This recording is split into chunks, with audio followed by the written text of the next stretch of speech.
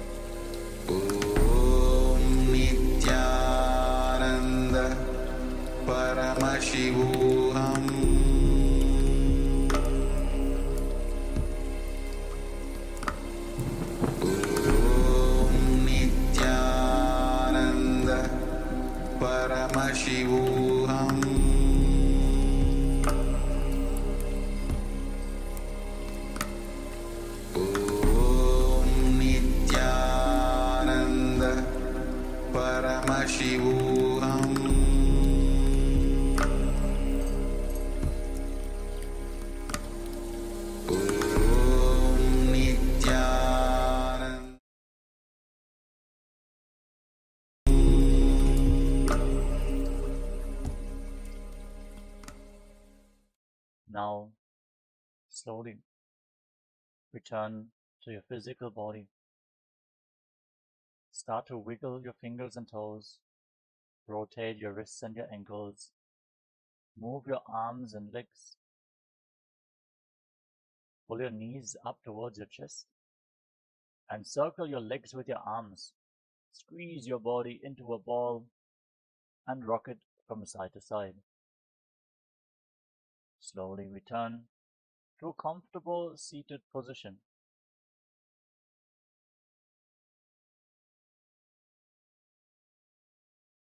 Congratulations, you completed the Pratama Vinyasa Krama, the first 108 asanas of Kailasas Nityananda Yoga.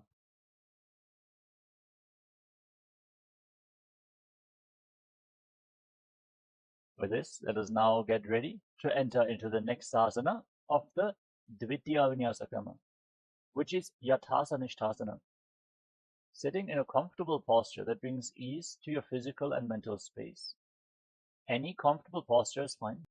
Place your hands on top of your knees in Bindu Mudra, with index fingers and thumbs together, palms facing up. Visualize Swamiji in your inner space and breathe in Samana Kumbhaka. Inhale into your navel region. Hold your breath. Feel the heat rising upwards from your navel. Meditate on the flame in your stomach.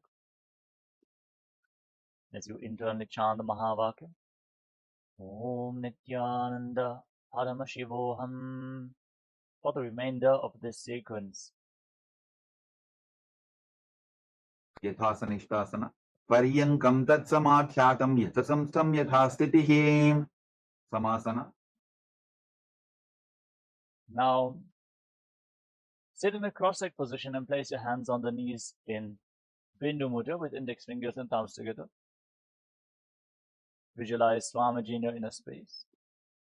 As you inhale, as slowly as possible and as deeply as possible, and then exhale as slowly as possible and as deeply as possible again and again in Samasana. इदानीं गर्भिणीनां योगाभ्यासो यथा लभो सुखप्रसवलाभाय प्रोच्यते प्राप्तनेपथि दण्डपद्मवरद्वाज वीरभद्रसमानितो आसनानि सदा कुर्यात् सुदीर्घैरे च पूरकैः सुप्तासना. Now bring your left heel against your perineum and stack the right foot on top of the left foot. Place your hands flat on top of your knees, palms facing down. Gaze towards the tip of your nose and visualize yourself as a sage liberated by the Supreme Pontiff of Hinduism. निपीड्यसीविनीं सूक्ष्मां दक्षिणेतरगुल्फतः वामं याम्येन गुल्फेन मुक्तासनमिदं भवेत्. सिद्धासना. Now shift your gaze up towards your third eye and visualize Swamiji in your inner space as you maintain your body in the same position. स्थानोत्सम्यमितेन्द्रियो तलदशा पश्यन् भ्रुवोरन्तरं चैतन्मोक्षकपातभेदजनकं सिद्धासनं प्रोच्यते. सिद्ध्यासना. Now shift your gaze to the ground in front of you. Gaze to the floor as you engage Mahamudra Bandha or Tribandhas and visualize Swamiji in your inner space. वामपार्श्वे इडीजान सीवनिमदिता सुकोठानो. रुद्रासना 2. Now shift your gaze up towards your third eye and rotate your hands on top of the knees into Bindu Mudra as you visualize yourself as Lord Rudra. वामचरणपरितचिण्डरापे एकचुपतिये सेविदिदाख्ये. सन्तद्धुनासना. Now shift your gaze to the tip of your nose and embody tranquility and an unshakable nature. आसन की गुणमन कीर्तन चलता metre. सिद्धासना 2. Now bring your hands in front of your navel, cup one palm over the other in Samputa Mudra, resembling a closed lotus flower, as you visualize Swamiji in Siddhasana 2. विजुकार्य समासीन सिद्धासनमुदीरितं प्रसार्य भूरिपादौ तु दोर्भ्यामङ्गुष्ठमादरात्. बन्धयोन्यासना. Now set the sankalpa to manifest through the womb of creation. Inhale all the way, hold your breath and enter Shanmukhi Mudra. Close the senses present in your face with your fingers. Lock your lips with little and ring fingers, your ring fingers just below the nostrils. Place your middle fingers on the bridge of your nose. Index fingers closing your eyes, thumbs locking your ears. Hold your breath in Shanmukhi Mudra in Bandha Yoni Asana. युत्र मध्ये महादेव बन्धयोन्यासने शृणु यत्कृत्वा खेचरो भूत्वा विचरेदीश्वरो यथा वीरासना. Now place your right foot on top of the left thigh and the left foot below the right thigh. Place your hands on top of the knees in Bindu Mudra as you embody the state and space of bravery. एकं पादमथैकस्मिन् विन्यस्योर्नि संस्थितः इतरस्मिंस्तथा चोरुं वीरासनमुदीरितम् वाल्मीकासना. Now maintain your body in the same position, but shift your gaze up towards your third eye and visualize sage Valmiki, the author of Ramayana. दाबा पग की पगथली पुनि एड़ी है जोनी मुद्रासना. Now place your hands flat on your knees and gaze towards the tip of your nose. Visualize Yoni Mandala, the visual reflection of Devi Paramashiva Shakti herself.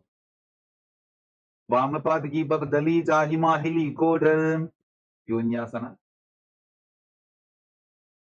Shift your gaze towards your third eye. Maintain the same body posture. Hold the visualization of Yoni Mandala in Yonyasana. योन्यासनं पर्वतेन योगं योगफले नीलं तत्कारफलनं तावत् खेचरो यावदेव हि भद्रासनात्रि. Now join the soles of your feet together in front of your body. Interlock your fingers around your toes and pull your heels against your perineum. Push your knees to the mat. Pull your stomach in and up in Uddiyana Bandha. Gaze towards the tip of the nose and visualize yourself as Lord Viravata. गुल्फौ च वृषणस्यादः सीवन्त्याः पार्श्वयोः क्षिपेत सवे वल्फं तथा सव्य दक्षगुल्फं तु दक्षिणे अघोरासना. Now maintain your legs in the same position. Shift your gaze up towards your third eye. Curl your tongue back and push it upwards in Kechari Mudra. Try to insert your tongue into the nasal tract and lead it all the way up towards your third eye. Place your left hand on the respective knee and cover your mouth with your right hand. Close the left nostril with your index finger and inhale through the right nostril. Then close both nostrils and hold your breath firmly. Then exhale through the left nostril. Again, inhale through the left. Hold your breath, exhale through the right, invert the breathing flow again and again in Abhyantara Kumbhaka as you visualize yourself as an Aghori in Aghorasana. पूर्वको हो विश्रिका जोगी वाही विधि चौकी जैसोगी Kanheri पवासना. Now slightly extend your feet away from your body. Keep your toes together and heels apart as in Gvali Pavasana. Rest your elbows on your heels, your chin on your hands. Gaze to your nose. Exhale fully as you engage Uddiyana Bandha and hold your breath after the exhalation in Rechaka Kumbhaka again and again while visualizing yourself as a female elephant drinking water. ग्वाली पाव आसन कख्यो है जैसे Yahoo मैदाने विदित से परासना. Now scoop your hands below the feet and lift your feet off the ground. Interlock your fingers in Parasha Mudra. Gaze to your nose and visualize Swamiji in Parasana. ततोर्ध्वं रेतयेत् वायुं मृतनिश्वास संयुतं Gopi चंडासना. Now free your hands and interlock your fingers around the toes from above. Pull your feet against your chest, rest your chin on your toes, fix your gaze at the tip of your nose, and embody the state and space of a king in Gopi Chandasana. पूरव विधिपता का अंगूठा कंटकू पराशे उदरासना. Now again, scoop your hands below the feet and interlock your fingers around the toes from below. Pull your feet against your chest, fix your gaze at the tip of the nose, and visualize your body free from any defects in Udarasana. दोहो पगदली संबुठाने उभय हस्तकरी उर्द हिताने विशिष्टासना. Keep your fingers interlocked around the toes and lift your feet up higher in front of your forehead. Visualize yourself excelling in everything as you balance in Vishishtasana. दो पगदली जोड़ी संपूट करें भुजासना. Now, one by one, lift your legs up over top of the respective shoulders. You can lean against the wall for support if needed. Then bend your arms up. Bring your hands around your neck. Try to interlock your fingers as you visualize yourself as a cobra. Shirasanam ta vidyayam kapshasanam atah param grivasanam ta paramam bhujasanam ihochate. Kalyanasana. With your legs up over top of the respective shoulders, bend your arms down and bring your hands behind your back. Try to interlock your fingers as you balance in Kalyanasana. Gaze to the nose and visualize yourself as a beautiful, auspicious goddess. दो हाथ पकम नीचा आने तिनको बोड़ा नीचे खाने. Sankatasana. Relax. Now place the top of the left foot flat on the mat. Sit on the left heel and stack the right knee over top of the left. Place your hands on opposite knees and gaze forward in Vaishnavi Mudra. Without getting distracted by any external happenings, focus solely on your inner space. Witness any happenings within your inner space in Vaishnavi Mudra as you visualize yourself as an elegant swan, and breathe in Ujjayi Pranayama. Contract your throat and make an ocean-like sound from your throat on in and exhalation as you inhale through nose and mouth simultaneously, and exhale only through the left nostril again and again. This is Ujjayi Pranayama, which cleanses the Vishuddhi chakra. वामपादं चितेर मूलं संन्यसदर नीतले पातदण्डेन जाम्येन वेष्टयेत् वामपादकम्. Dhenukasana. Now slide the left foot outside the hip and sit in between your heels. Place your hands flat on the top knee. Engage Uddiyana Bandha, the abdominal lock, and visualize a cow in your inner space in Dhenukasana. Anushadinagarabanjaram Vrishilindavalyamnim. Pachandrasana. Now place the right foot on top of the left thigh and the left foot on top of the right knee. Bring your left arm behind your back and twist your spine.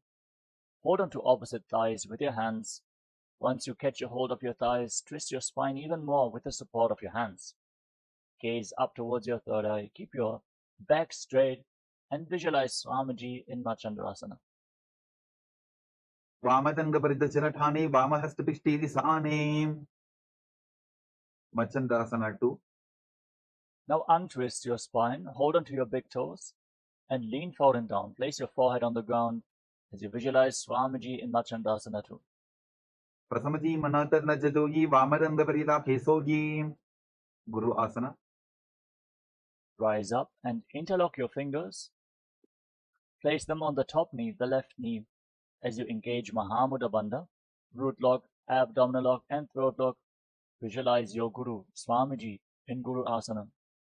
Uramule Idrapadasya Kanichika Pradesh Vulbham Samsapya. Sankatasana.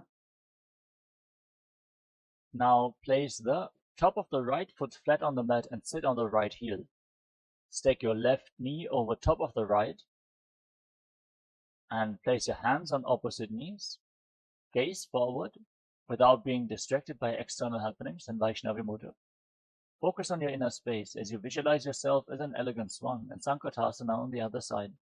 Vamapadam chiter moolam sanyasadar nitale patadandena jamyena veshtayet vamapadakam. Dhenukasana. Now slide the right foot outside the hip.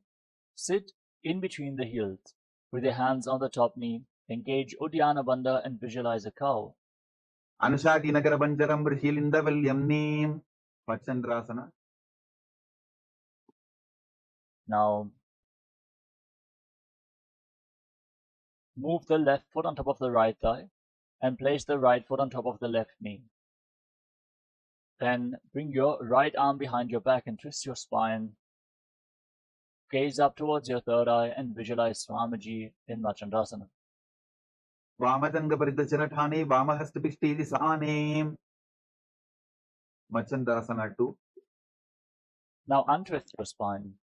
Hold onto your big toes in Prana Mudra and lean forward and down. Place your forehead on the ground. Visualize Swamiji in your inner space in Machandrasana 2.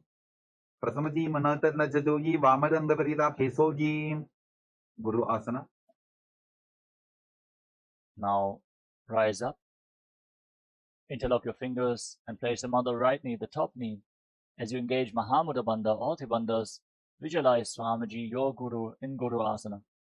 ऊर्मूले द्रपादस्य कनिष्ठिका प्रदेशे उल्भं संस्थाप्य Pashvasana. Now place your feet flat on the ground in front of you, with your knees raised against your chest. Pull your knees close with both hands. Curl your tongue back and push it upwards in Kechari Mudra.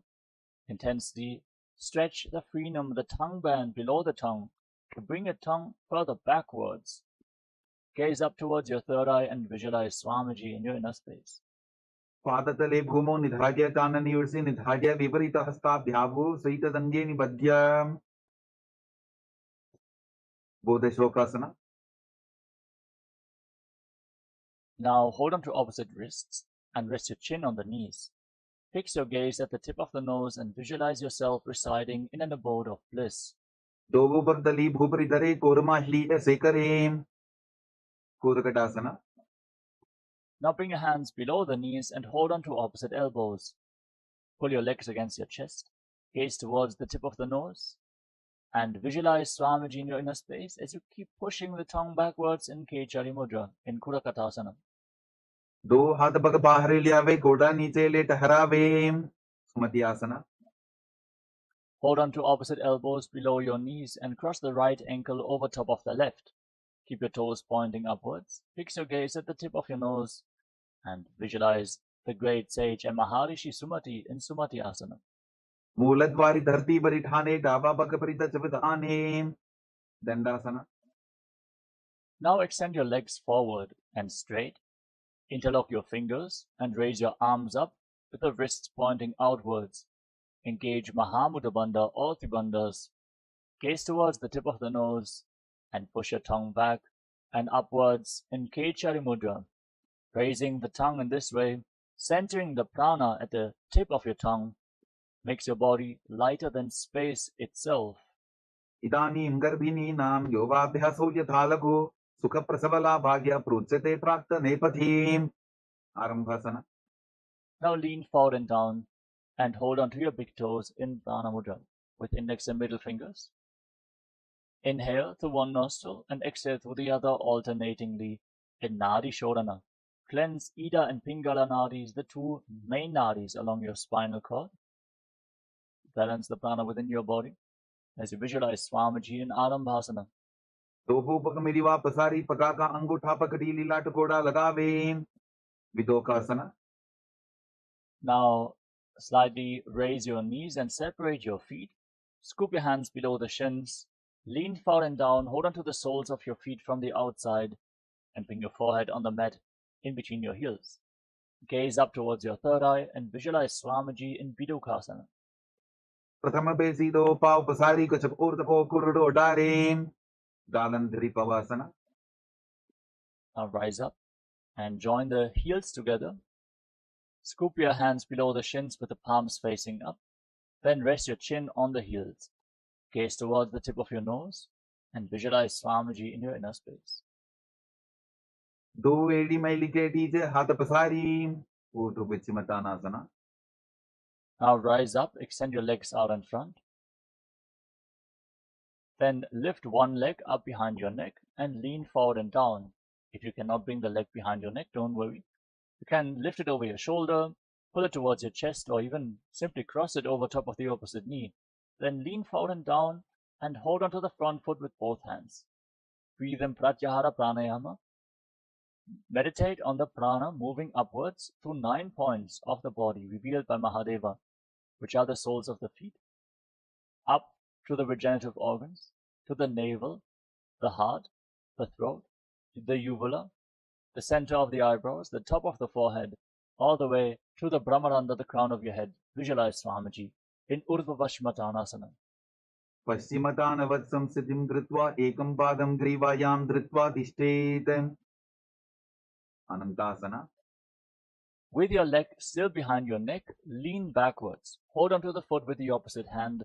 Extend the opposite leg forward as you lay on your back. Gaze towards the tip of your nose and visualize you are infinite, endless, eternal, Ananta in Anantasana. उत्तानशयनी एकैकम्पायी ग्रीवायां विन्यस्य इतरहस्तेन पावाग्रं गृहीत्वा अंकुशासना. Now, holding onto the foot behind your head, roll onto the side, gaze towards the tip of the nose, and feel in complete control in Ankushasana. उत्तानशयित एकैकम्पादं ग्रीवायां कुर्वन् इतरहस्तं कर्णमूले स्थापयेत्. दृशासना. Relax. You can remove the leg from behind your neck, lay on your back, and then pull your knees up against your chest and circle your legs with your arms and rock your body from side to side. Give a soft massage to the muscles in your back and relax your spine. Keep focusing on the upward movement of the prana from the soles of the feet all the way to the crown of your head in Pratyahara Pranayama as you visualize Swamiji in Dhrishasana. उत्तानशयनं जाननी हृदये वष्टम्भां गङ्गासहित ऊरूनि करद्वये वद्वां सव्यापसव्यं लोडयेत्. दृशासनं भवति. ऊर्ध्वपिच्छमतानासना. Now rise up and lift the other leg up behind your neck. Lean forward and down and hold onto the front foot with both hands. Feel the prana moving from the soles of the feet to the crown of your head as you visualize Swamiji in Urdhva-Vashmatanasana on the other side. पश्चिमतानवत् संस्थितिं कृत्वा एकं पादं ग्रीवायां धृत्वा तिष्ठेत्. अनन्तासना. Now lean back with the leg behind your neck. Hold onto the foot with the opposite hand. Gaze towards the tip of the nose and visualize you are infinite, endless, eternal Ananta. उत्तानशयनी एकैकम्पायी ग्रीवायां विन्यस्य इतरहस्तेन पावाग्रं गृहीत्वा. अंकुशासना. Now roll onto the side of the hand, holding onto the foot behind your head. Gaze to your nose and feel in complete control in Ankushasana. उत्तानशयित एकैकं पादं ग्रीवायां कुर्वन् इतरहस्तं कर्णमूले स्थापयेत्. योगनिद्रासना. Now lay on your back and one by one lift your legs up and behind your neck. Again, if you cannot bring the legs behind your neck, you can lift them over your shoulders or pull them towards your chest, open up your hips, and then interlock your hands around your lower back, gaze towards the tip of the nose and visualize Swamiji in Yoga Nidrasana. पादाभ्यां वेष्टयेत् कण्ठं हस्ताभ्यां पृष्ठबन्धनं तन्मध्ये शयनं कुर्यात् योगनिद्रा सुखप्रदा. आत्मारामासना. Now, with your legs up over top of the respective shoulders, bend your arms up and interlock your fingers around your neck. Gaze towards the tip of the nose and visualize Lord Vishnu is blessing you from within in Atmaramasana. Atmaram आसनपदं सुढोसोवे. कोचिकासना.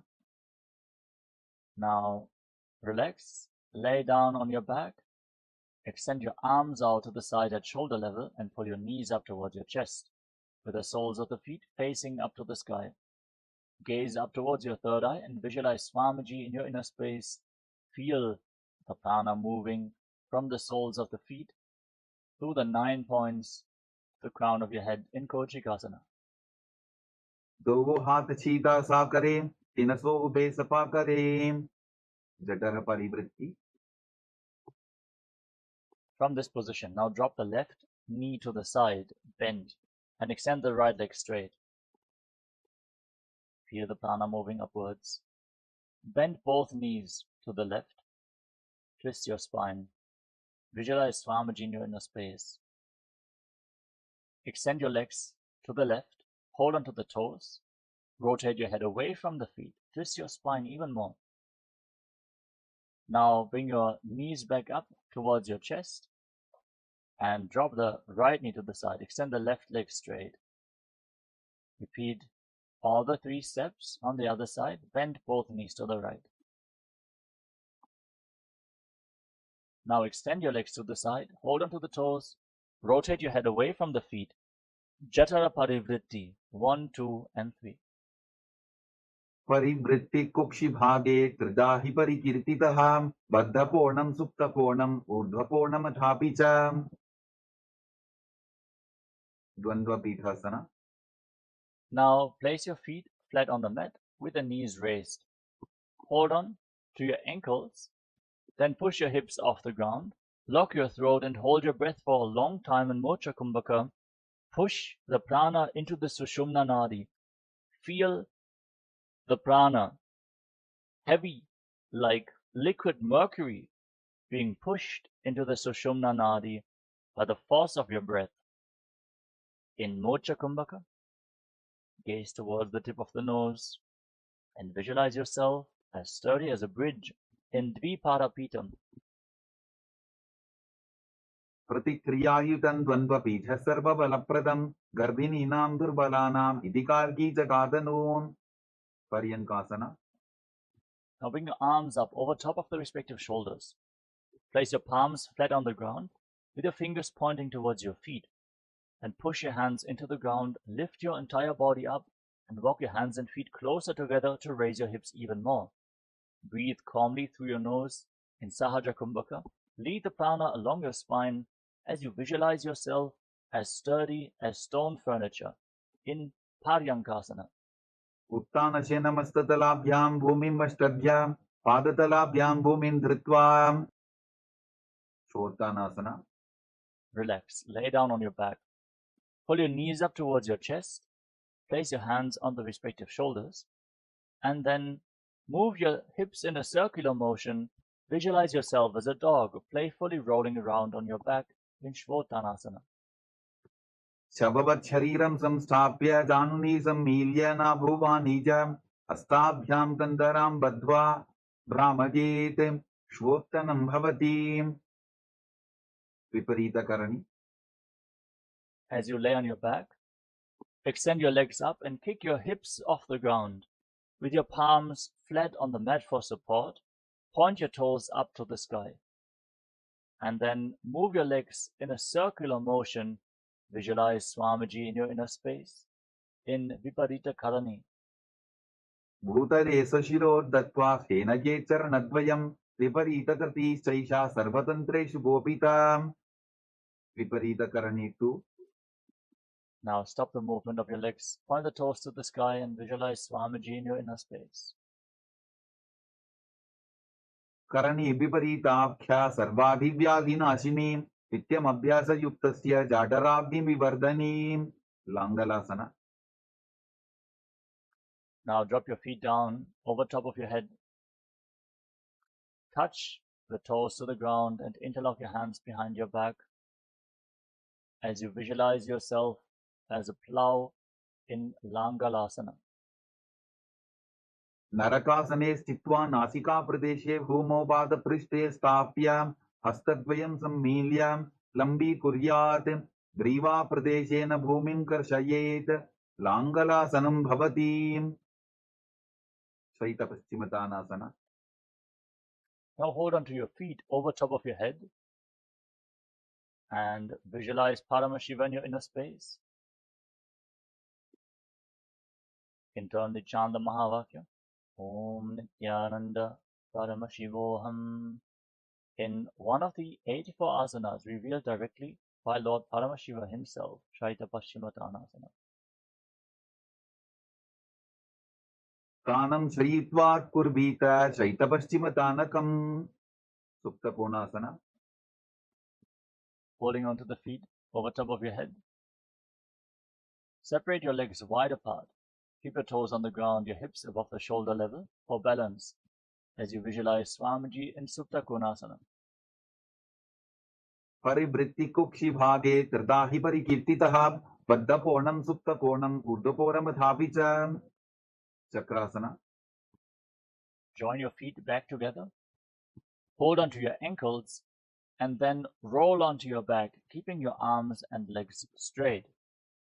Visualize yourself as a wheel, a chakra, in Chakrasana. शवासनस्तद्वो पादो कुर्यान्मस्तकतः परो युक्रमेण ततः शीघ्रमेतत् सर्वस्य साधनम्. सुप्तप्रसरितपादाङ्गुष्ठासना. As you lay on your back, extend your legs up vertically and then hold onto your big toes in Prana Mudra. Keep your arms and legs straight and then separate your legs wide apart. Visualize Swamiji in your inner space and breathe in Ujjayi Pranayama. Make an ocean-like sound from your throat on the in and exhalation in Supta Prasarita Parangushtasana. उत्तानपादं क्रौञ्चं च मरीचिम्बीडभद्रकं नटराजन्त्रिकोणं च सुप्ताङ्गुष्ठप्रसारणे सुप्तपादाङ्गुष्ठासना. Now join your feet back together over top of your body. Hold on to the big toes. Keep your arms and legs straight and visualize Swamiji in your inner space. उत्तानपादं क्रौञ्चं च मरीचिम्बीडभद्रकं नटराजन्त्रिकोणं च सुप्ताङ्गुष्ठप्रसारणे मत्स्यासना. Now cross your legs into Padmasana. Bring your knees to the ground and hold on to opposite elbows over top of your head. Gaze towards the tip of the nose and visualize Matsya, the fish avatar of Lord Vishnu. उक्तपद्मासनं कृत्वा उत्तानशयनं चरेत् कूर्पराभ्यां शिरो वेष्ट्या मत्स्यासनं तु रोगः. परशुरामासना. Now place the back of the right hand on top of the left palm over your head. Gaze towards the tip of the nose and visualize Lord Rama in your inner space. प्रथमकरे पद्मासन आचे सूठो सोवे भूपरिपाचे सर्वांगासना. Now kick your knees and your hips up off the ground. Support your lower back with your hands. Elbows resting on the mat, supporting you. Gaze to your nose. Hold your breath in Mocha Kumbhaka for a long time and visualize Swamiji in Sarvangasana. अथवा क्षेत्र संक्षेपात् सर्वांगासनमुत्तमं यत्कृत्वा योगनिपुणो विद्यावित्पण्डितो यथा. वृश्चिकासना. Now lay on your back and place one foot on top of the opposite knee. Pull your knees against your chest. By the strength of your core, extend your arms up over top of your head and hook your fingers forward like the stinger of a scorpion. As you gaze to your third eye, hold your breath in Mocha Kumbhaka. In Vrishchikasana, the scorpion pose. प्रथमशयन सूतौ शीशिके शिखी सन्धि सुदाखे. वृश्चिकासना. Now exchange the position of your feet. Again, extend your arms up, hook your fingers forward, and visualize yourself as a scorpion. प्रथमशयन सूतौ शीशिके शिखी सन्धि सुदाखे. वृषभादक्षेपासना.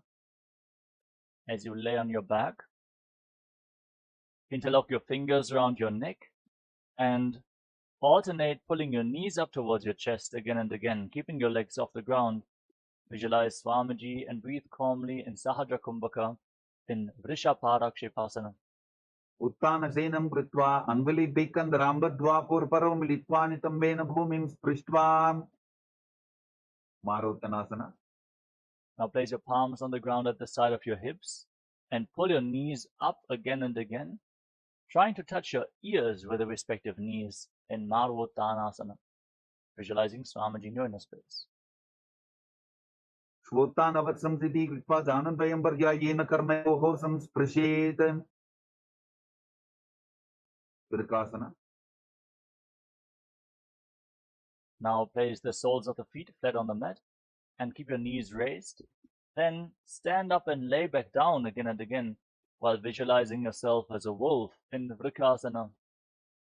उत्तानशीनं कृत्वा पादतलाभ्यां भूमिं धृत्वा उत्तिष्ठेत्. वृकासनं भवति. लूढासना. Come to a squatting posture and then roll backwards again and again. Support your neck with your hands or tilt your head to the side to protect your neck as you visualize Swamiji in Lutasana. उत्तानशयनं पादौ शिर उल्लङ्घ्य भूमौ स्थापयित्वा निब्जं भूयादिनिब्जं शयनं. सरठासना. Now lay down on your stomach. Keep your hands at the side of the shoulders, the top of the feet flat on the mat. Contract your lips and make a whistling sound like a flute on the inhalation through your mouth. Exhale through your nose. Visualize yourself as a chariot, carrying warriors into a battle for Dharma on your chariot back in Sarathasana. निब्जं शयनं कृत्वा नाभिं भूमौ निधाय स्तम्भद्धस्ताभ्यां भूमिं वष्टद्य ओष्ठौ निमील्य वेणुवत्सं कृत्य तिष्ठेत्. सरठासनं भवति. देहल्युल्लङ्घनासना. Now push your hands into the ground. Lift your body back up into a plank position and alternate jumping your feet in between the hands back and forth as you visualize yourself transcend body and mind. हस्तद्वयं बद्ध्वा तन्मध्यचरणद्वयम् उद्दानैव बहिरानीय अतनजेत देहल्युल्लङ्घनं भवति. जात्यासन. Now rise up and lean forward and down. Place your palms on the ground in front of you. Walk around on hands and feet as you visualize yourself as a wise 60-year-old elephant in Jatyasana. अथ जात्यासनं वक्षे येन चातिस्वरो भवेत् हस्तान्त्रिभूमौ च गमनम् आगमनं ततः. Next up is Lolitika Karana. Now stand with your heels touching, toes pointing outwards, knees slightly bent in Arimandi. Extend your arms to the shoulder level and rotate your arms around your body. Move your head in all directions. Open up your chest intensely in Lolitika Karana.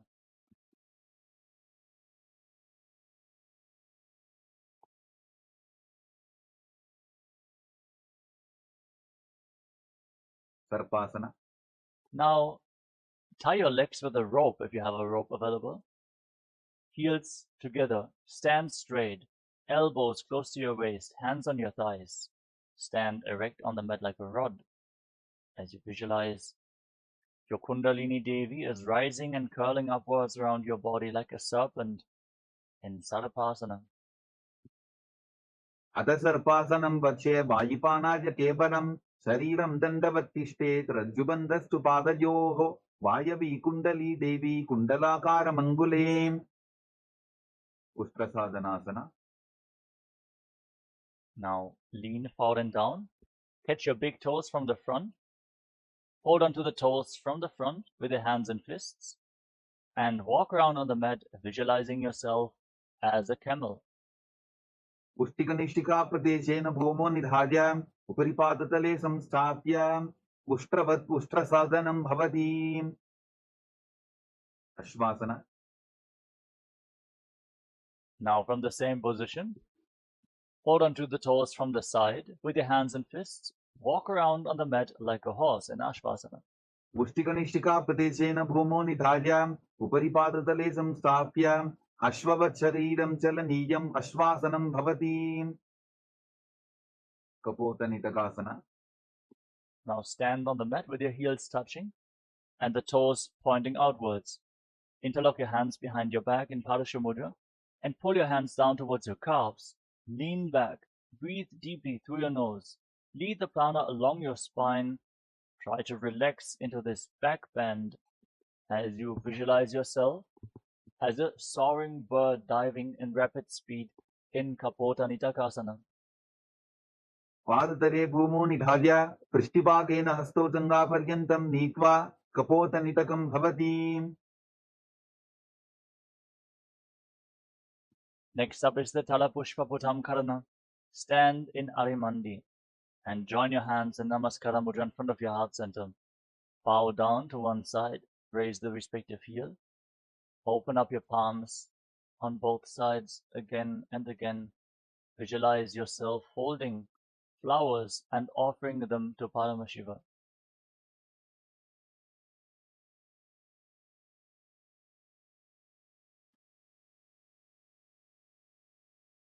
खड्गासन. As you stand on the mat, gaze to your nose and visualize yourself as a rhinoceros. Then lay down on your stomach, jump your feet back up towards your hands and stand with your hands slightly extended away from the body in Namaskara Mudra, resembling the horn of the rhinoceros. लुचसरतमासनं कृत्वा पादतलाभ्यां भूमिं वष्टभ्य उत्तिष्ठेत् खड्गासनं भवति. उत्थानोत्थानम्. Now hold on to weights if you want to intensify this asana. Then sit down and stand back up or squat down as low as possible again and again. Gaze to your nose and visualize Swamiji in your inner space. पुनः पुनः उत्थातव्यम् असितव्यम् इति उत्थानोत्थानं भवति. कुशलासन. Now raise your arms up over top of your head and jump repeatedly while visualizing yourself as a mace.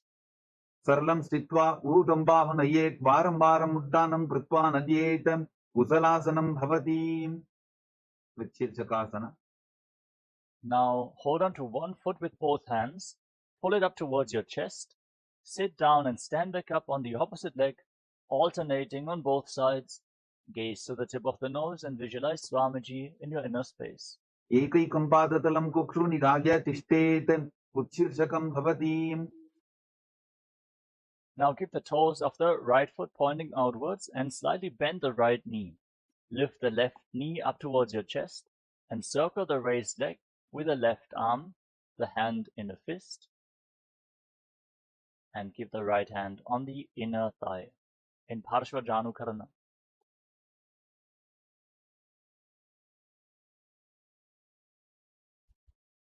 Dandavasana. Now extend the left leg forward. Extend your arms, holding onto weights. Sit down and stand back up as you visualize yourself dancing as Lord Shiva in Dandavasana. एकेन पादेन स्थातव्यं ताण्डवासनं भवति. Brahmanasana. Now bring the left foot towards the inner right thigh. Keep your hands at the side of the knees and visualize that Lord Brahma is blessing you from within in Brahmanasana. ब्राह्मणासनमावक्ष्य यत्कृत्वा ब्राह्मणो भवेत् एकपादमरो दत्त्वा तिष्ठेत् दण्डाभृतर्भुवि. Karvasana 3. Now bring the left leg over and around the right knee. Tuck the toes behind the calf. Bring the left arm below the right and join your hands in Namaskara Mudra as you visualize yourself as Lord Garuda. उत्तानकूर्मपीठं च संहस्कारुडमेव च पातादिनं गोमुखं च भारद्वासं त्रिविक्रमम्. एकपादासना. Now place the left foot on top of the right thigh and hold onto the respective knees with your hands. Slightly squat down to hold onto the knees and visualize Swamiji in your inner space in Ekapadasana. दक्षां द्रिम्बामपादस्य दण्डोपरि निधाय च. Dhruvasana. Now hold on to the big toe of the left foot in Prana Mudra and extend the leg out to the side. As you rotate quickly on the standing leg, visualize yourself as the North Pole Star in Dhruvasana. एकेन हस्तेन दण्डरूपस्य एकस्य पादस्य भ्रं धृत्वा इतरपादतलं भूमौ निधाय त्वरया भ्रमणं कर्तव्यं. ध्रुवासनं भवति. त्रिविक्रमासना. Now lift the left leg up and behind your neck. If you cannot bring the leg behind your neck, you can lift it over your shoulder, pull it towards your chest, cross it over the opposite knee, then stand up, sit down, and stand back up, performing the 3 steps of Lord Vishnu.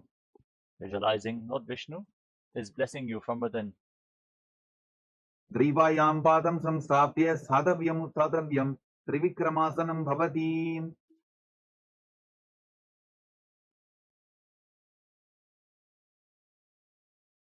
Next up is Parshvajanukarana on the other side. Now, keep the toes of the left foot pointing outward, the left knee slightly bent, raise the right knee against your chest, and circle it with the respective hand in a fist, the left hand on the inner thigh.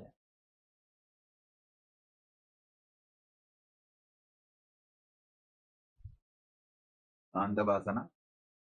Now, extend your right leg and your arms forward. Hold on to weights to intensify this asana. Sit down and stand back up on one leg, visualizing yourself fiercely dancing as Lord Shiva in Dandavasana. एकेन पादेन स्थातव्यं ताण्डवासनं भवति. Brahmanasana.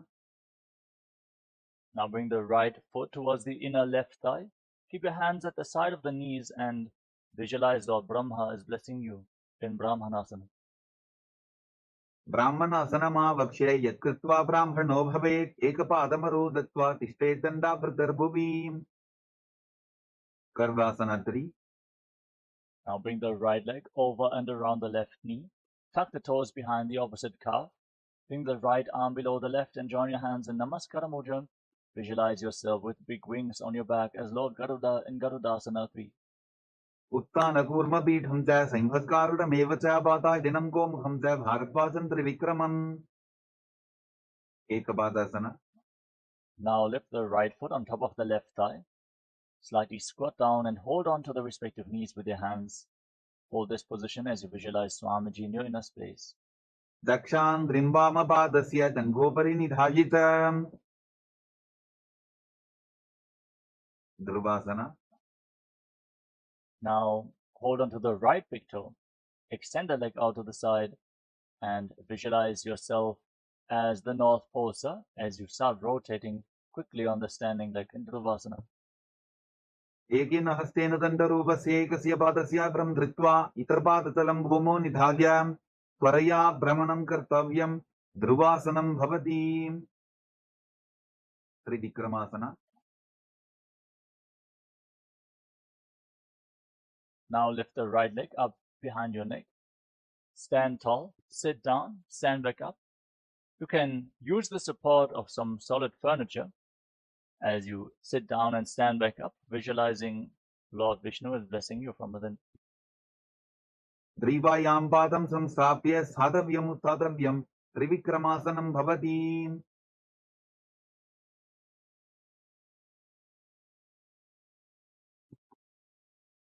Next up is Samanaka Karana.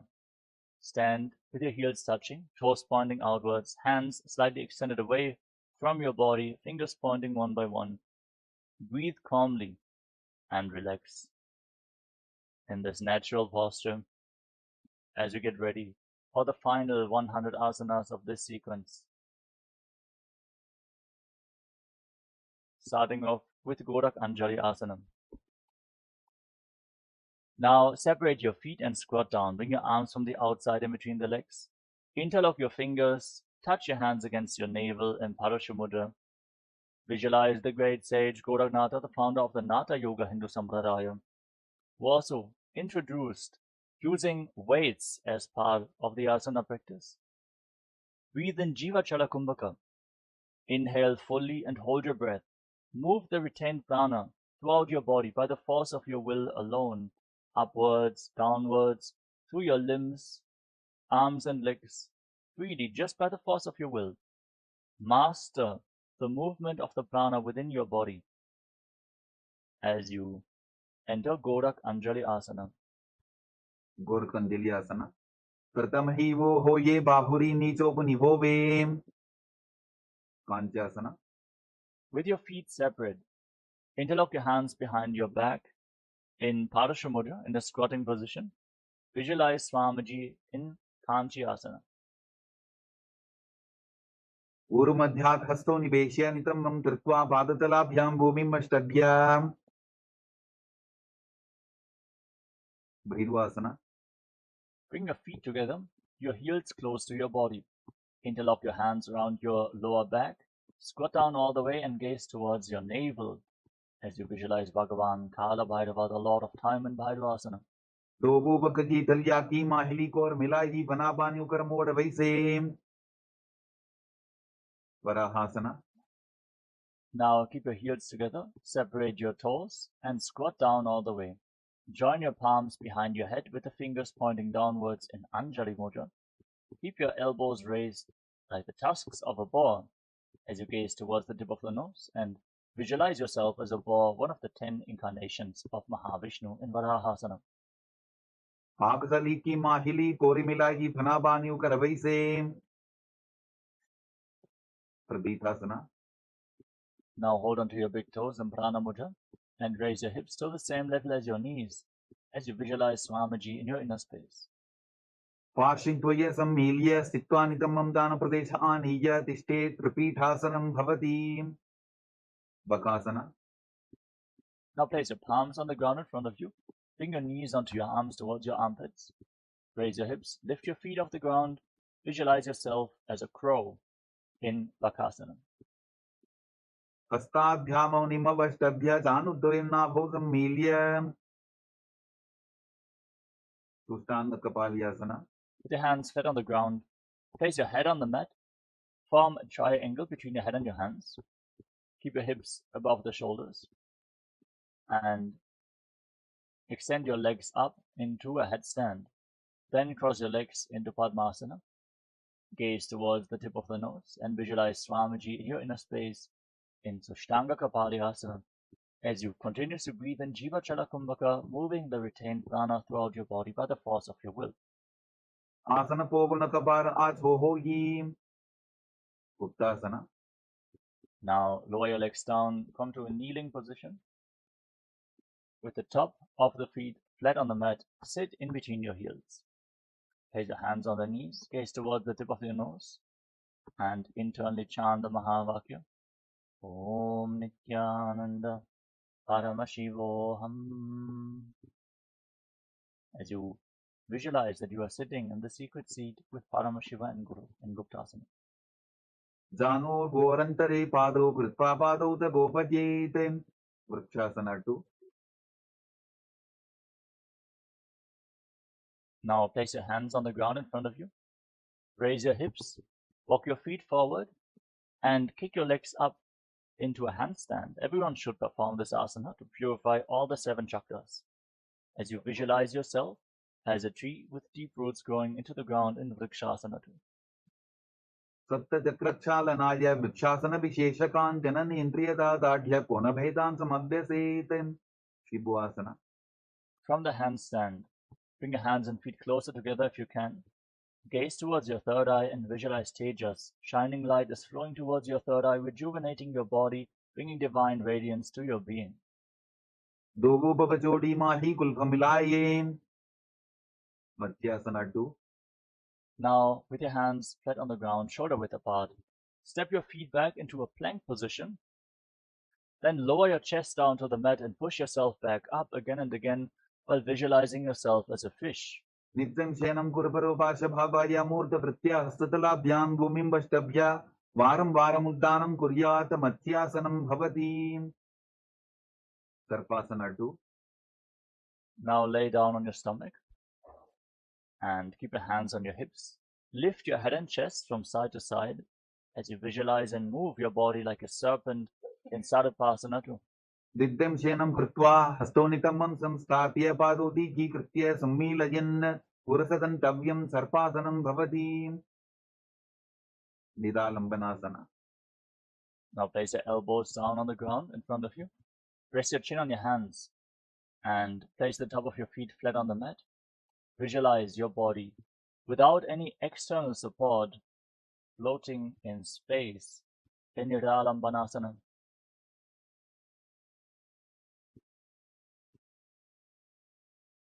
Karabhyam Bangasam Krutva Tishtet Kurpara Yasudi Mukhamunnamanutsayi Niralambana Masanam Niralambana Yogi Syan Niralambana Masanam Niralambana Dhyanan Niralambana Masanam. Satrasana. Now place your palms on the ground in front of you. Bend your knees, raise your feet, then straighten your arms, bring your upper back and feet close together. Try to touch your feet against your upper back as you visualize yourself as an umbrella protecting your Guru from the sun rays. Ardhyasanur Stitva Astadaladhyam Bhumimashtabhya Unnajati Satrasanam Bhavati. Vedrasana. Now come to a kneeling position. Sit on your heels with the top of the feet flat on the mat. Extend your arms out in front. Place your palms and your forehead down on the ground. Gaze towards the tip of the nose as you visualize yourself as Vajra, the weapon of Indra, symbolizing your indestructibility in Vajrasana. Idani Imgardini Nam Yogabhyasu Yathalabhu Sudha Prasavala Bhaya Prutsate Prapta Nepati Dandabadda Bharadvajay Veeravadra Samanito Asana Anisata Pudya Sudirghaireta Purapayihi. Veshasana. Now, with your hands on the ground, raise your hips up high, straighten your legs, and alternate striking the ground with your hands as you visualize yourself as powerful as a ram. Gudasana Samsito Etekam Bahum Bhomo Talajyetem Veshasanam Bhavati. Ajasana. With your hands on the ground, kick your legs up into a handstand and lower your face down towards the mat as you visualize yourself as unborn, existing for all eternity. Gudasana Samskrito Bhadatraya Mantra Lekitya Vastakena Bhumim Sprashetem. Dhanantarasana. Now come to a kneeling position. Sit on your heels, hold on to your big toes with your hands and pull your feet up towards your perineum. Then place your hands on the respective knees, gaze towards the tip of the nose, visualize Swamiji in your inner space and breathe calmly in Ujjayi Pranayama, making an ocean-like sound from your throat in Dhanantarasana. पूर्व विधि परिहाताब्दी काकसी चो फना चरा मोड़ी पगा की अंगुली अग्रिमेर लगावे अंगमोत्तनम. Now interlock your fingers in front. Move your arms up, down, left, right, in all directions. Give massage to various different joints and muscles of your body. Visualize Swamiji as you interlock your hands behind your back and repeat the movement behind your back as well in the Angamottanam. हस्तयोः अंगुलीर्बद्ध्वा हस्तर्मध्यात् सर्वङ्गं निष्कासयित्वा तिष्ठेत् अंगमोत्तनं भवति. द्वन्द्वासना for. Now sit in between your heels with the toes pointing outwards, with your knees and thighs on the ground. Place your hands on the respective knees, gaze forward, as you visualize yourself as Lord Garuda flying Lord Vishnu and Lakshmi on his back in Garudasana 4. जंगोरुभ्यां पीड्य स्थिरकायोद्विजानुना जानो परिकरद्वन्द्वा गरुडासनमुच्यते. आनंदमंदिरासना. Now join the toes together behind your back. Separate your knees wide apart. Hold onto your ankles and then sit down on the ground in front of your heels with the front of your buttocks on the mat. Shift your gaze up towards your third eye and visualize yourself residing in the blissful space of a temple, Ananda Mandirasana. अथ वक्ष्ये वीरनाथ आनंदमंदिरासनं जित्कृत्वा अमरो धीरो भवत्येवेह साधकः. मंडूकासना 2. Now cross your ankles and sit on raised heels. Bring your hands underneath your knees with the palms facing up as you pull your stomach in and up in Uddiyana Bandha. Press your tongue up flat against the palate of your mouth in Mandukya Mudra and visualize yourself as a frog. पृष्ठं संपीड्यबुल्भाभ्यां दान्वन्द्य सबलयावृतिः हस्तौ पादतले क्षिप्तो मण्डूकं पाददोषऋत्. नरसिंहासना. Now tuck your toes and sit on raised heels. Separate your knees and place your palms on the ground in front of you, thumbs touching, with the base of the hands touching your toes. Gaze towards the tip of the nose and visualize yourself as Lord Narasimha, the lion man avatar of Lord Vishnu, as you exhale forcefully through your mouth again and again in Narasimhasana. दोबू भना पानी होई वैसे AD Mailer बुदा निवैसे समशरीरनी काट हरावे NASA अग्रदृष्टिको ल्यावे. विशर्कासना. With your toes tucked, sitting on raised heels. Cover your mouth with your hands, bring your thumbs underneath the teeth, and lock your lips. Inhale through the right nostril, and exhale through your mouth again and again. As you gaze to your nose, visualize yourself as Goddess Durga victorious over all your fears in Vishrakasana. दोबू पकांदी एडी जवगी गोड़ा फनो वान अपनी होई. पकनासना. Now place the top of the feet flat on the mat. Join the soles of your feet with the toes pointing backwards. Bring your hands towards your armpits and imitate as if you are a monkey scratching itself as you gaze up towards your third eye and visualize yourself as a playful monkey in Makarasana. दोबू पगदरी समुट आने दिनगी विष्टि भूमि परिधाने मूलद्वार एदियां परियावे मोड़ा हाथ ऊंचाट हरावे. विजर संगारासना. Now tuck your toes, join the soles of the feet together, and raise your knees off the ground as you bring them wide apart.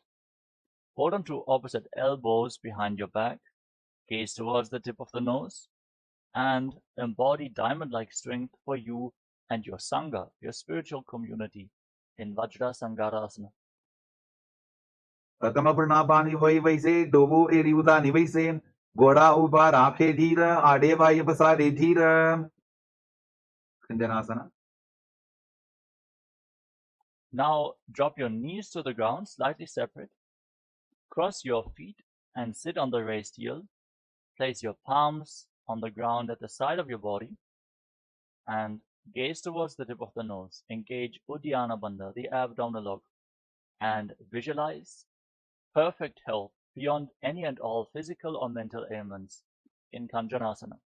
कञ्जनासनमावक्षे यद्कृत्वा सुस्थिरो भवेत् पृष्ठे पादद्वयं बद्ध्वा हस्तो भूमौ प्रधारयेत् Kurmasana. Now, maintain the same position. Place your hands on the respective knees and make your upper back and neck stiff like the shell of a turtle, with a stable body and mind to live for centuries, as you gaze to your nose in Kurmasana, the turtle pose. उल्फौ चवृषणस्याधो विक्रमेण समाहितौ ऋजुकाय शिरो ग्रीवं कूर्मासनमितीरितं योगासना. Now, maintain the same position and relax your upper back and neck. Gaze to your nose and visualize Swamiji in your inner space. कुटं दियन्यवल्पाभ्यां विक्रमेण समाहितः योगासनं भवेत् एतदितीयोपवितो विदुः विदोपासना. Now stand on your knees and cross your feet behind your back. Bring your toes near opposite knees. Hold onto your calves, palms facing back, fingers in between thighs and calves, and the thumbs outside your legs. Lift your head and gaze towards your third eye as you visualize a space of eternal oneness, Advaita, with your Guru Swamiji in Bijogasana. गोड़ा वामो बोहो जी गोड़ा आरारा खेदो जी दची पाद की पानी रहावे फनो वाम गोड़ा डिगिल्यावे कुशलासना 2. Now place the top of your feet flat on the mat. Stand on your knees. Then lean backwards, hold onto your heels, push your hips forward, tilt your head back, and visualize yourself as a camel. Intensely bend your back in Ustrasana 2. मेरुदण्डग्रन्थिदाढ्य सन्धिमादयि शुक्कुमार कपोतोस्त्रासनाभ्यास कुड्यान्वितहितासनः द्वितीयासना. Now join the feet together, sit on your heels, hold onto the soles of the feet and lean back. Place your elbows and the back of your head on the ground as you gaze towards the tip of the nose and visualize yourself as a lotus blooming. डोबू ईडी संबुड़तरे सोले मूलद्वारी धरे फना पानियों पर होए वैसे बहुरी पिष्टि दिशि करे तो ऐसे विराटासना. Now lay down on your back in between your feet and rise back up again and again. Use the support of your hands if needed as you gaze to your nose and visualize the healing and liberation of all causal subtle forms of your body in Viratasana. Ganga पृष्ठि भूमानिदाद्य संकोदरयोः ऊर्मी संस्थाप्य दृष्टिवं संवारं वारं स्पृशेत् कपोतासना.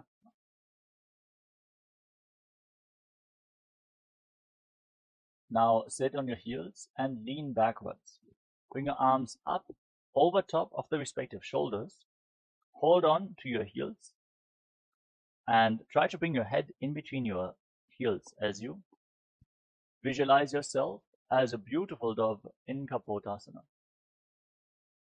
मेरुदण्डग्रन्थिदाद्य संविपादयि शुक्कुमान् कपोतोष्ट्रासनाभ्यास कुड्यान्वितहितासनः वरासना. Now rise back up onto your knees. Stand on your knees with the toes tucked behind your back. Hold on to opposite elbows in front of your chest. Gaze towards the tip of the nose. Visualize Paramashiva in your inner space. Chant the Mahavakya.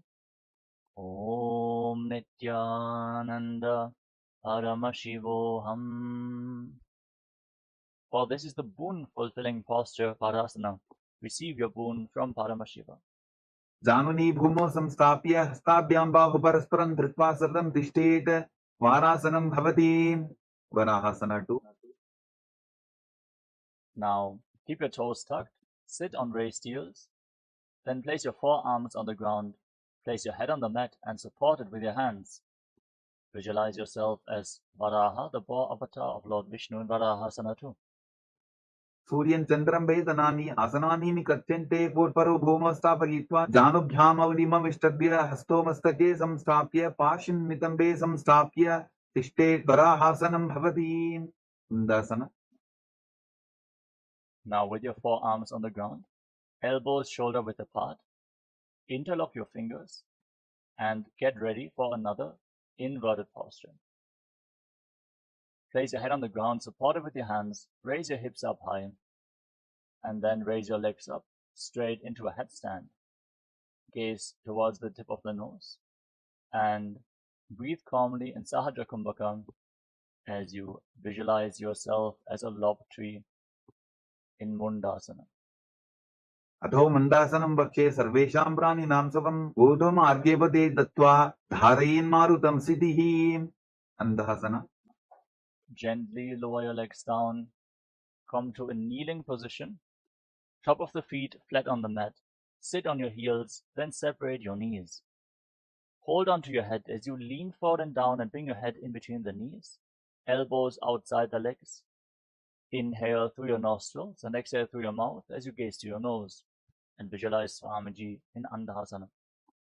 कतमवगदली स्मृतहरावे कोरमाहली उभे मिलावे कनापानी pucker होई बैसे डोबु एरी उदानी बैसे विपरीत चलमासना.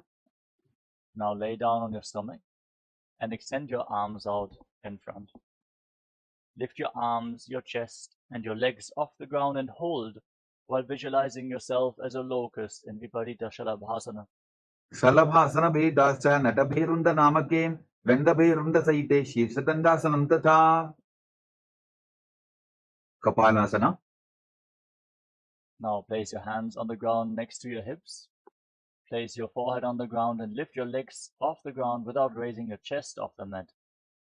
Visualize yourself as a skull representing the mind with purified thoughts and the strong will to attain enlightenment in Kapalasana, the skull pose. कपालं होमौ निधाय ऊर्ध्वं पादौ नयेत् कपालासनं भवति आकाशकपोटासना.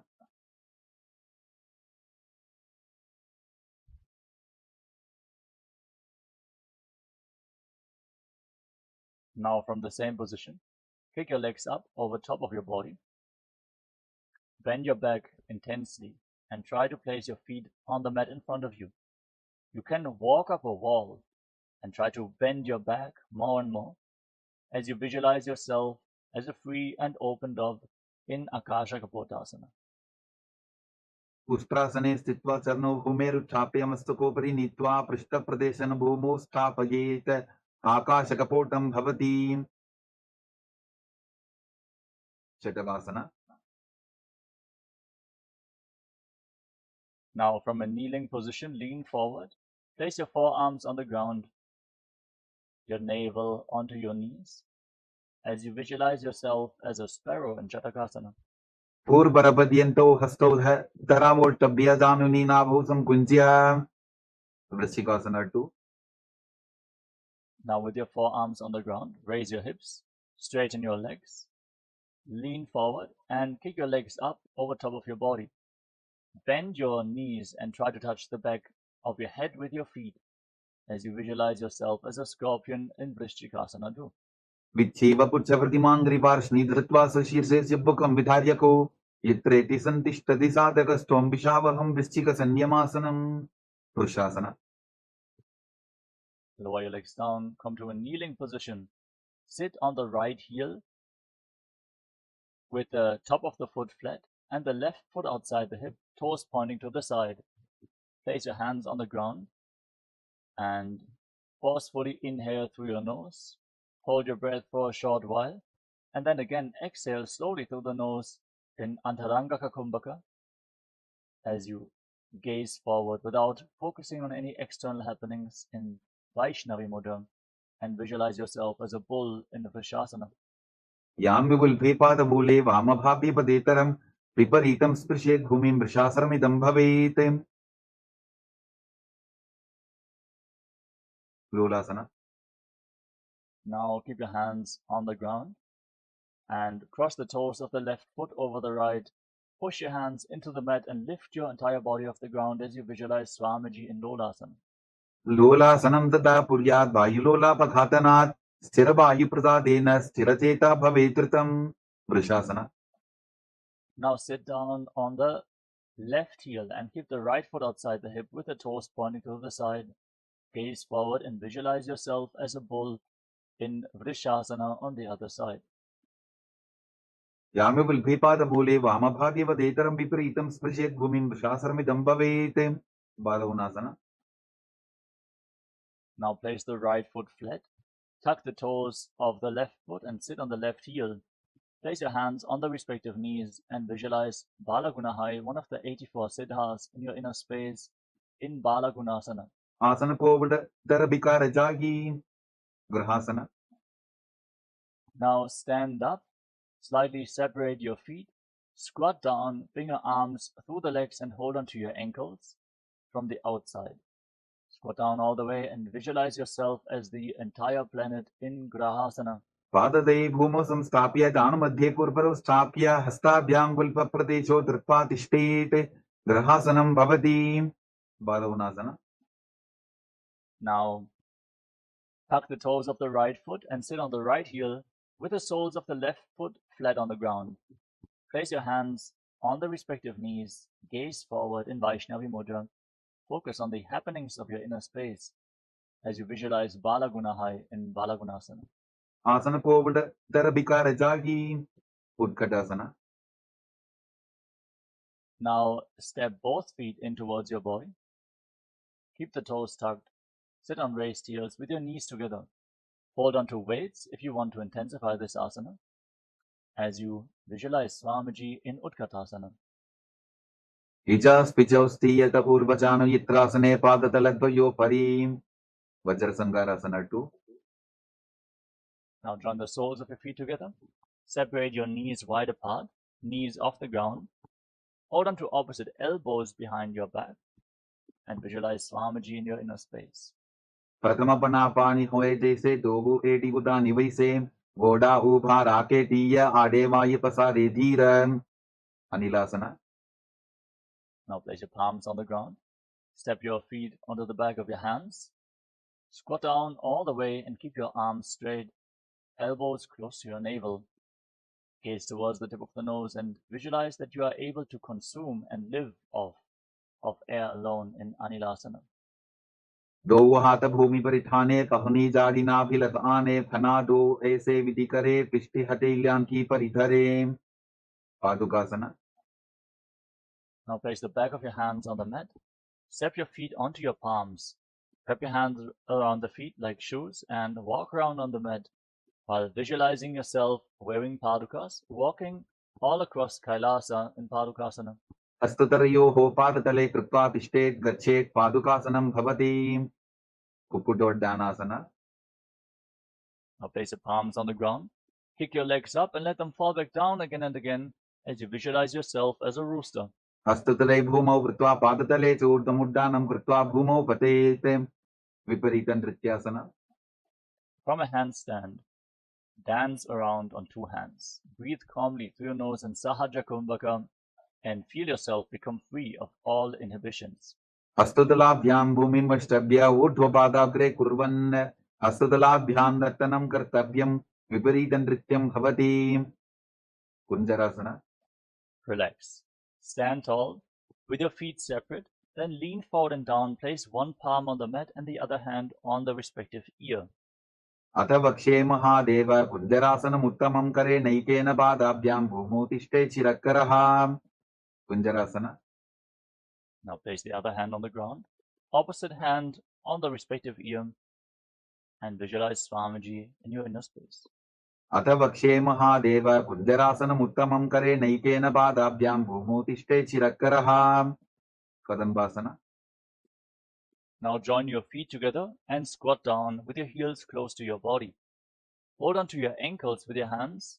Lift your buttocks and your toes off the mat and balance on your heels as you visualize yourself as a Kadamba tree, a pious tree that promotes a long life in Kadambasana. पार्श्वभ्यां भूमिं वष्टभ्य हस्तद्वयेन पुल्भौ धृत्वा तिष्ठेत् कदम्ब भवति पवनमुक्तासना. Now place your feet flat on the mat and sit on the ground. Pull your knees against your chest with your hands. Breathe against your thighs. Open up your back. Expand your chest. Breathe deeply. Massage your internal organs with your breath as you visualize any excess vata being balanced within your body or released from your system in Bhavana Muktasana. द्वयोस्तुपादयोः पाणिं लाघ्वासुस्सनितम्बगे जानन् वक्षसि सादर्बभ्रतीकरवन्दनैः Sakorasana. Now lift one leg up behind your neck and extend the opposite leg forward. Keep your hands at the side of your body and push your hands into the ground. Gaze up towards your third eye as you lift your entire body off the mat and visualize yourself as a powerful source of energy. पूर्वतानं ततस्पादपीठं भद्रासनं तथा चकोरक्रौन्तशलभभुजङ्गमपि वृश्चिकं Dhanurasana 2. Now hold on to the respective big toes in Prana Mudra. Keep the right leg extended and lift the left foot up towards your ear. Pull the foot back as if you're pulling a bowstring as you visualize your body as a bow in Dhanurasana 2. पादाङ्गुष्ठौ तु पाणिभ्यां गृहीत्वा श्रवणावधि अष्टावक्रasana. Now lift the left leg over top of the respective shoulder. Place the right foot on top of the left foot. Extend both legs out to the side. Lean forward and lift your body off the ground, balancing on your arms as you visualize yourself as a flying crane in Ashtavakrasana. वासिष्ठमदकौन्दिन्यमूर्धुकुकुटवेव च अष्टावक्रमसोत्थानं मयूरं सेतुबन्धनं प्राणासना. Now place the left foot flat on the mat with a knee raised. Place the right foot on top of the left thigh and bring your left shoulder underneath the raised knee, pushing the right knee to the ground. Gaze up towards your third eye and visualize that you are immortal, able to exist solely on prana in pranasana. एतत् प्रभेदं वक्ष्यामि करोति यः स चामरः एकपादमुरो बद्ध्वा स्कन्धेऽन्यपादरक्षणं पार्श्वमत्स्येन्द्रासना. Now bring the right foot outside the left hip and step the left foot over top of the right knee. Twist your left elbow outside the raised knee and bring your hand below to interlock both hands behind your back. Gaze up towards your third eye and visualize Sage Matsyendranath, the master of Hatha Yoga, in Parshvamatsendrasana. पार्श्वाभ्यां दृष्टदेयास्तु पार्श्वमत्स्येन्द्रमुत्तमं Sakorasana. Now lift the other leg up behind your neck. Extend the opposite leg forward. Place your hands on the ground. Lift your entire body off the ground and gaze towards your third eye as you visualize yourself as a powerful source of energy. पूर्वतानं ततस्पादपीठं भद्रासनं तथा चकोरक्रौन्तशलभभुजङ्गमपि वृश्चिकं Dhanurasana 2. Now hold on to your big toes in Prana Mudra and pull the right foot towards your ear, the left leg extended. Visualize yourself as a bow in Dhanurasana 2.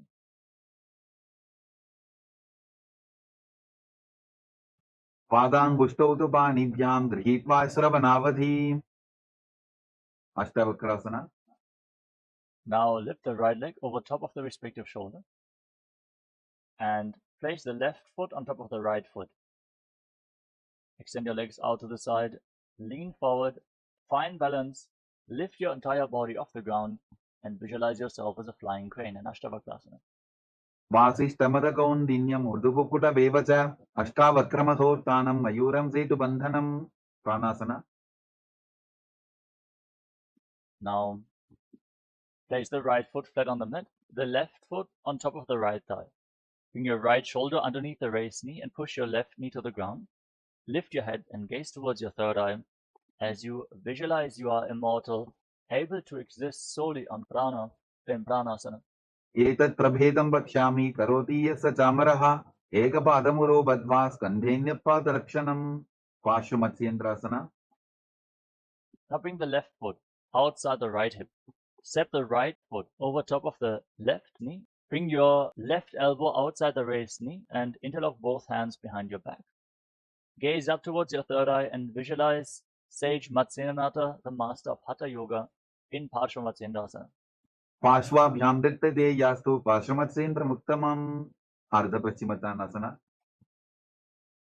Now extend the right leg straight and bring the left heel against your perineum with the knee on the ground. Lean forward and down and hold on to the right foot with both hands. Breathe in Jivachala Kumbhaka, move the retained prana freely throughout your body by the force of your will, and visualize Swamiji in your inner space. एकं पादं प्रसाद्य एकं पादस्य पार्श्वनासीविनी सम्पीड्य हस्तद्वयेन प्रसारितपादाङ्गुष्ठं धृत्वा जानुभरि मस्तकं न्यसेत् अर्धपश्चिमतानं भवति क्रमचासना. Now bring the left foot flat on the ground outside your hip, with the left knee on the ground. Hold on to the right foot and extend the leg up in front of your face, keeping the right knee straight. Try to bring your forehead against your knee as you visualize yourself as a crane, Krauncha, in Kraunchasana, the crane pose. उत्तानपादं क्रौञ्चं च मरीचिं वीरभद्रकं नटराजं त्रिकोणं च सप्ताङ्गुष्ठप्रसारणे अर्धपश्चिमतानासना. Now extend the other leg forward. Bring the right heel against your perineum with the knee bent, right knee on the ground. Lean forward and down and hold on to the left foot with both hands. As you visualize Swamiji, hold your breath and move the retained prana in Jivachala Kumbhaka in Ardha Pashmatanasana on the other side. एकं पादं प्रसाद्य एकं पादस्य पार्श्वनासीविनी सम्पीड्य हस्तद्वयेन प्रसारितपादाङ्गुष्ठं धृत्वा जानुभरि मस्तकं न्यसेत् अर्धपश्चिमतानं भवति क्रमचासना. Now bring the top of the right foot flat on the mat outside the hip, with the knee on the ground. Hold onto the left foot and lift it up in front of your face, keeping the knee straight, visualizing yourself as a crane. उत्तानपादं क्रौञ्चं च मरीचिं वीरभद्रकं नटराजं त्रिकोणं च सप्ताङ्गुष्ठप्रसारणे स्वस्तिकासना. Now bring your legs into a cross-leg position. Pull your feet in between thighs and calves. Then place your hands on the respective knees. Gaze towards the tip of the nose and embody peace, well-being, good fortune, and prosperity. Visualize a swastika in your inner space in swastikasana. जानुर्वोरन्तरे सम्यक् कृत्वा पादतले गुहे रजुकाय समासीन स्वस्तिकं तत् प्रचक्षते गोरक्षासना. Maintain your legs in the same position. Place your hands flat on the heels. Cover your heels with your hands. Lock your throat in Jalandhara Bandha and gaze towards the tip of the nose as you visualize the great sage Goraknatha, founder of the Natha Yoga Hindu Sampradaya, and Gorakshasana. जानुर्वोरन्तरे पादौ उत्थानौ व्यक्तसंस्थितौ गुल्फौ छाछाद्य हस्ताभ्याम् उत्थानाभ्यां प्रयत्ततः Babasana 2. Now bring your left heel against your perineum and then place the right foot on top of the left thigh. Gaze up towards your third eye. Visualize Swamiji in your inner space. Meditate on Arihanta, enlightenment, the ultimate success. As you inhale all the way and then lock your senses with your fingers. Lock your lips with little and ring fingers, your nostrils with your middle fingers, eyes with your index fingers, and your ears with your thumbs, and hold your breath intensely. वामपार्श्वभुजं संस्थाप्य दक्षिणग्रीवाम च गणे योगासना 2. Now place your feet on top of opposite knees. Bring your hands onto the ground at the side of your body with your palms facing up. Gaze towards the tip of the nose and visualize Swamiji in your inner space as you start breathing in Kakachandra Kumbhaka. Keep your mouth in the shape of the beak of a crow. Inhale through your lips and exhale through your nose again and again in Yogasana 2. उत्थानौ चरणौ कृत्वा संस्थाप्योपरि जानुनोः आसनोपरि संस्थाप्य चोत्थानं करयुग्मकम् ऊर्ध्वकुक्कुटासना. Now rotate your hands at the side of the body, place your palms down, push your hands into the ground and lift your entire body off the mat as you visualize yourself as a rooster in Urdhva Kukkutasana. वासिष्ठमतकौण्डिन्यम् ऊर्ध्वकुक्कुटवेव च अष्टावक्रमथोत्थानं मयूरं सेतुबन्धनं सिद्धहरतलियासना. Now bring your hands in between your legs with your legs in Padmasana. Place your palms flat on the ground. Without lifting your body up, stay seated on the mat. Elbows close to your navel, gaze towards the tip of the nose, and visualize Swamiji in your inner space. प्रथमपदमासन पोकरे Astuto वो वोडासन दितरे उभे हतेले भूदेरी राखी ओजा वोडासन दिमे दाके हमसासना. Now push your hands into the ground. And lift your entire body off the mat, balancing on your arms. Pull your knees up towards your chest, gaze to your nose, and visualize yourself as an elegant swan in Hamsasana, the swan pose. कुक्कुटासनं स्थित्वा स्कन्धपर्यन्तं ऊरूनि नीत्वा तिष्ठेत् हंसासनं भवति कार्मुकासना. Now push your hands through your legs, lean forward, and place your forehead on the ground as you interlock your hands behind your back. Visualize yourself as Pinaka, Lord Shiva's bow in Karmukasana. प्रथम पद्मासन कोपरे गोरा संधि माहि कर इधरे तरबतु श्री कर दो वो आने कोण्या ऊपर संधि ले ठाने. Padmasana 2. Now come to the front of your yoga mat. Sit in Padmasana. Insert your hands through the legs and bend your elbows to hold onto your neck with both hands. Visualize yourself as a turtle, one of the 10 incarnations of Mahavishnu, in Padmasana 2. बाईं जंग पर दक्षिण पामा दाईं जंग परिवा बाईं याबा ग्रंथि भेदासना. Now free your arms and wrap them around your legs from the outside. Sit in Padmasana. Hold on to your hands and pull your knees up towards your chest. Balance as you gaze through the nose. Lock your throat in Jalandhara Bandha and visualize that you are cutting through all the knots and the energy channels along your spine in Granthi Bedasana, Shiva's secret knot cutting posture. अथ भक्षे नीलकण्ठा ग्रंथि भेदासनं शुभं ज्ञात्वा रुद्रो भवेत् क्षिप्रं सूक्ष्मवायुनिषेवनात्. उत्तान Kurmasana. Now insert your hands through the legs once more. Bend your elbows, hold on to your neck, and then roll onto your back. Gaze towards the tip of the nose and visualize that you are a turtle laying on its back in Uttana Kurmasana, the upward facing turtle pose. कुक्कुटासनबन्धस्थं कराभ्यान्तरगन्धरं पीठं कूर्मवदुत्तानम् एतदुत्तानपूर्वकं. वाङ्गु कुक्कुटासना. Now kick yourself back up. Sit in Padmasana. Insert your hands through the legs. Place one palm on the ground and hold its wrist with the opposite hand. Then lift your entire body off the mat and visualize yourself as a rooster. कुक्कुटासने स्थित्वा एकेन हस्तेन अन्यस्य मणिबन्धं धृत्वा. वाङ्गु कुक्कुटासना. Now exchange the position of your hands. Place the other palm on the mat. Hold its wrist. Lift your entire body up and visualize yourself as a rooster. कुक्कुटासने स्थित्वा एकेन हस्तेन अन्यस्य मणिबन्धं धृत्वा. वृद्धासना. Now sit in Padmasana. Place your elbows on your toes. Interlock your fingers in Padasha Mudra. Rest your chin on your hands. Press your thumbs against your throat. And visualize that you have gone beyond all greed and covetous.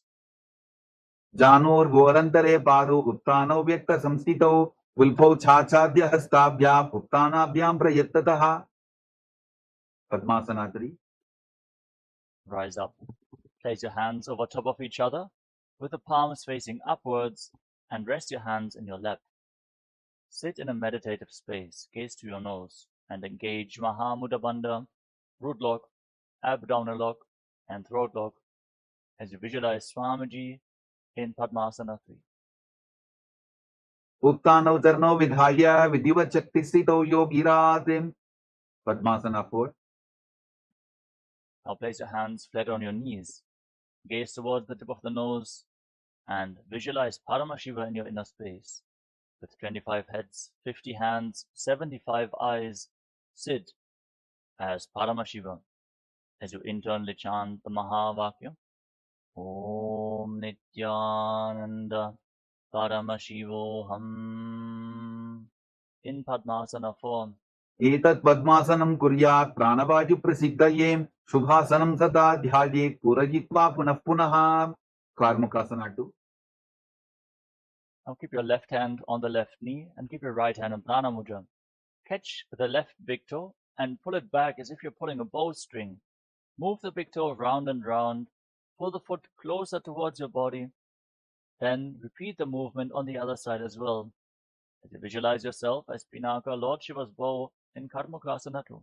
अधान्यासनमाभक्ष्ये योगपूरकरक्षणात् कृत्वा पद्मासनं पाद अङ्गुष्ठतङ्गयोस्थितम्. Karmukasana 3. Now, sitting in Padmasana with your feet closer towards your body, cross your arms behind your back and hold on to the respective big toes in Prana Mudra with index and middle fingers. Gaze towards the tip of the nose and engage Mahamudra Bandha as you visualize yourself as Shiva's bow. कार्मुकासनमाक्षित्य उदरे पूरयेत् सुखं तदवायुर्वसो याति कालेन सुप्पवायुना. Dridasana. Now lift your head and gaze upwards. Visualize that you are endowed with Paramashiva's third eye in Dridasana. पूर्वभ्यामुपरि स्थाप्य पादयुग्मं प्रयत्ततः दक्षिणं सव्यदेशे च सव्यं दक्षिणदेशके. Magrasana. Holding on to the big toes, roll onto your back. Lay on crossed arms behind your back with your legs in Padmasana. Gaze towards the tip of the nose. Breathe calmly in Sahadra Kumbhaka and visualize yourself as a snake in Nagarasana. प्रथम पद्मासन कोठाने दोहु हाथ पाछाने आने पाद अंगूठा पकड़े आनी सोबई कहन्या पुल्या पानी. Kandukasana. Now free your arms and legs. Pull your knees up towards your chest and circle your legs with your arms. Interlock your fingers around the legs in Parashu Mudra. Bring your chin to your knees and squeeze your body into a ball in Kandukasana. वेत्रासने स्थित्वा हस्तपादान् निष्कुष्य ऊर्ध्वं दजेत् पृष्ठवंशेन भूमिं पोतयेत्. कन्दुकासनं भवति. ऊर्ध्वकोणासना. Now place your feet flat on the mat. Keep your knees raised. Interlock your fingers around your neck. Gaze towards the tip of your nose and breathe calmly through the nose in Sahadra Kumbhaka as you visualize Swamiji in Urdhva Bhavanasana. प्रथमे सूतो सैनकरावेन गोडा उभाराशि मिलावेन पुल्कमा हिला अंगुष्ठतोजी करे एक समेल रसोजी. Markatapītāsana. Now bring your hands underneath your heels with the palms facing upwards. Push your hips off the ground. Inhale. Lock your throat. Hold your breath intensely in Mocha Kumbhaka for a long time as you visualize yourself as a powerful alpha ape in Marakatapītāsana. उत्तानशयनं पादतले उत्तानहस्तयोः स्थापयेत्. उत्तानशिखिपीठकासना. Now bring your hands towards your lower back. Raise your hips up high. Rest your elbows on the ground for support as you extend your legs. Bear your entire body weight on your elbows. Fix your gaze at the tip of the nose and visualize Swamiji in Uttana Shikhipītakasana. जङ्घोरुबलहीनश्चेत् उत्तानशिखिपीठकम् अप्रमत्तः प्रकुर्वीत भुक्ते प्राग्विजितेन्द्रियः. नरकासना. Now kick your legs up. Point your toes to the sky. Place your palms on the mat for support. And visualize yourself blissfully traversing through Narakaloka, hell, unscathed in Narakasana. ग्रीवापण्ठेन भूमिं विष्टम्भा पादाप्रद्वयमूर्धमुत्रयेत्. करपासनं भवति. त्रियन्नौकासना. Now bring your hands towards your lower back. Straighten your entire body. Angle your legs over top of the center of gravity. Engage your core intensely to hold the balance as you visualize yourself as a boat crossing the ocean of samsara in Tiryannaukasana. नौकावत् स्थित्वा ऊर्ध्वं पादावृद्वयं दयेत्. तिर्यन्नौकासनं भवति. गजासना. Now bring your hands back to the ground. Make your body straight, stable, and sturdy like a flagpole as you visualize yourself as the Kailasa flag respected across all nations in Vajrasana, the flag pose. तिर्यन्नौकावते विवापृष्ठपूर्वरीः भूमिं वष्टभ्याम् मस्तकलाक्षेन पादाग्रद्वयमूर्ध्वनयेत्. ध्वजासनं भवति. वृत्तासना. Now lay down flat on your back. Keep your hands at the side of your body with the palms facing up. forcefully pull the awakened Kundalini Shakti up along your spine, from the root of your spine, the Muladhara, to the Swadhisthana Chakra,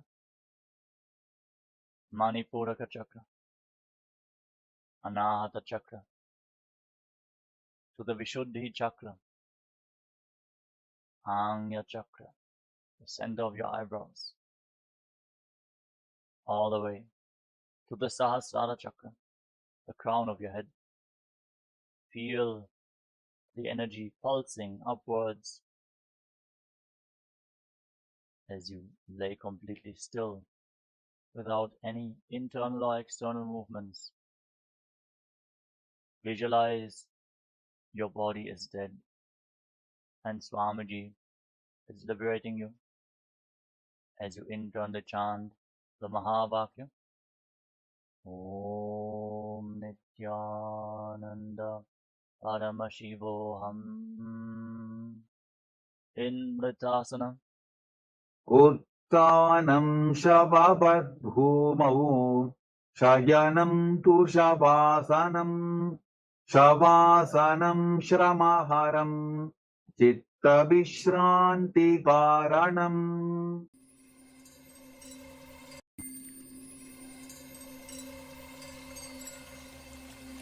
I welcome you all with my love and respect. Let you all open all your three eyes. Om Nityananda Paramashivoham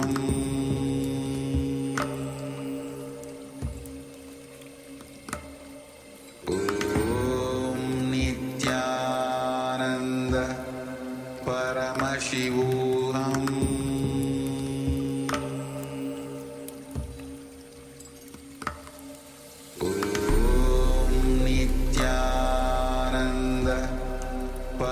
Paramashivoham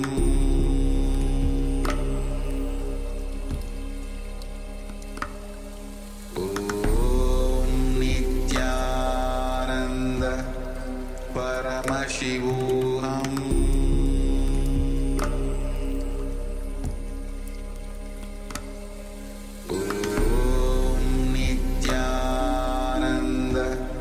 Paramashivoham Paramashivoham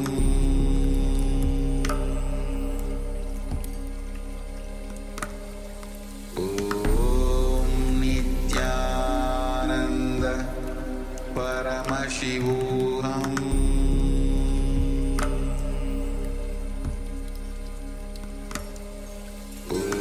Om Nityananda Paramashivoham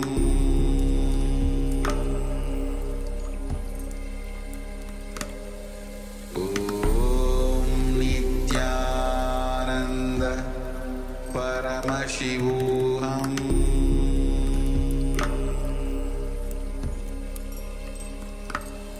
Om Nityananda Paramashivoham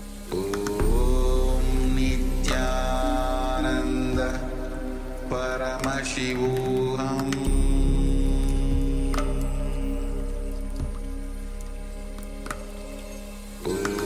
Om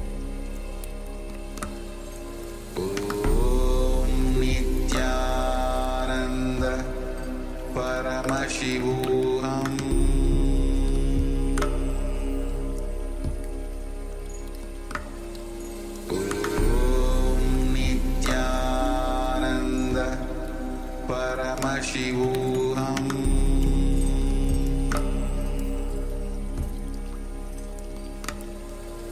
Om Nityananda Paramashivoham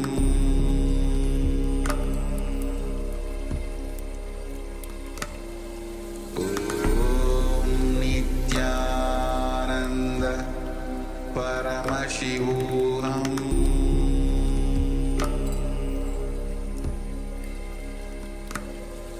Om Nityananda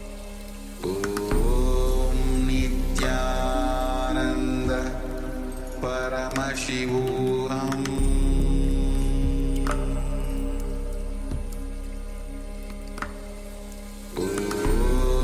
Nityananda Paramashivoham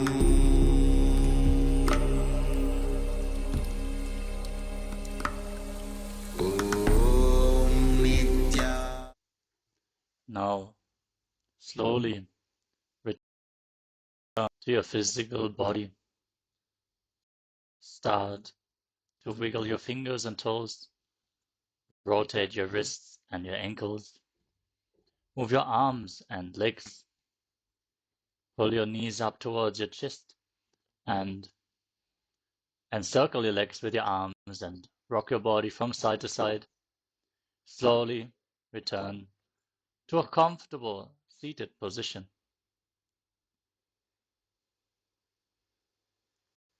Congratulations! You completed the Dvitiya Vinyasa Krama, the 308 asana sequence of Kailasa's Nityananda Yoga. Thank you all so much for tuning in today, and we hope to see you all again tomorrow for another round of Dvitiya Vinyasa Krama. For now, let us all stay tuned as we are going to have the power manifestation. The first power manifestation of the day, as always, is blindfold reading. So have your blindfolds ready and stay tuned. The next set of acharyas is already waiting to take over this session. So with this, let us all sit straight with our head, neck, and spine in a straight line. Bring your hands in Namaskara Mudra in front of your heart center. Close your eyes, take a deep breath. Visualize Swamiji in your inner space as you conclude the session with the Purna mantra. Om Purnamadav Purnamidam Purnat Purnamudachyate Purnasya Purnamadaya Purnamevavashishyate. Om Shanti Shanti Shanti Hari Om Datsat Sarvam Bhagavat Sri Nityananda Paramashiva Padukar Panamastu. Om Nityanandam. Thank you all. Nityanandam.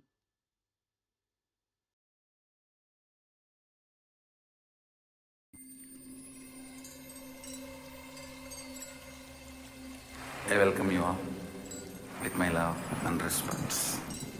Let you all open all your three eyes.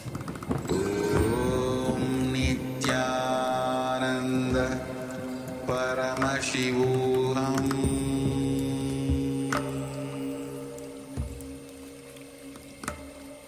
Om Nityananda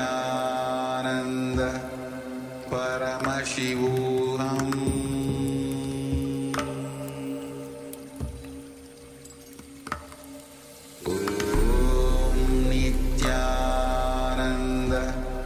Paramashivoham.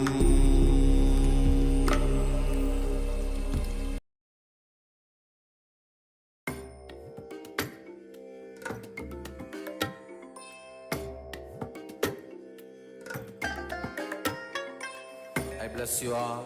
Let you all open all your three eyes and manifest the powers of Mahasudashiva. Om Nityananda Paramashivoham. Om Nityananda.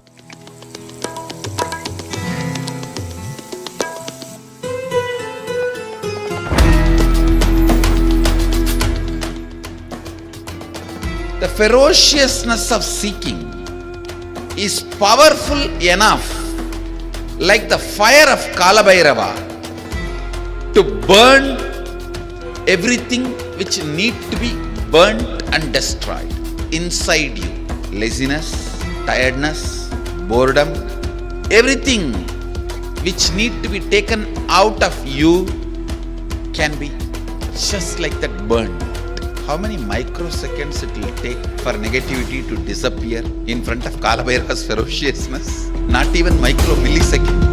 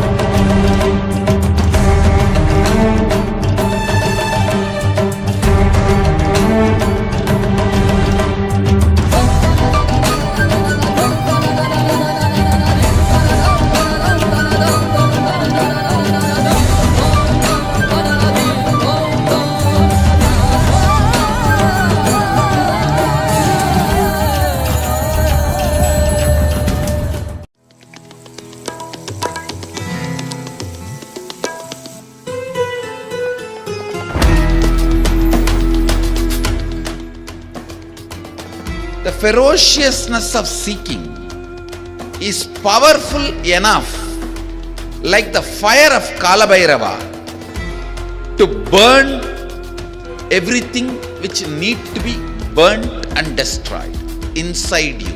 Laziness, tiredness, boredom, everything which need to be taken out of you can be just like that burned. How many microseconds it will take for negativity to disappear in front of Kalabhairava's ferociousness? Not even micro millisecond.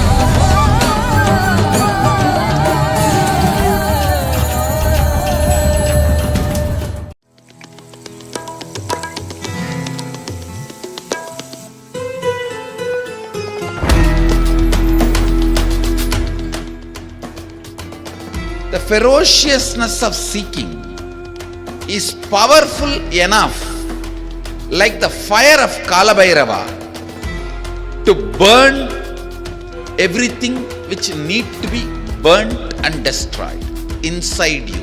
Laziness, tiredness, boredom, everything which need to be taken out of you can be just like that burned. How many microseconds it will take for negativity to disappear in front of Kalabhairava's ferociousness? Not even micro millisecond.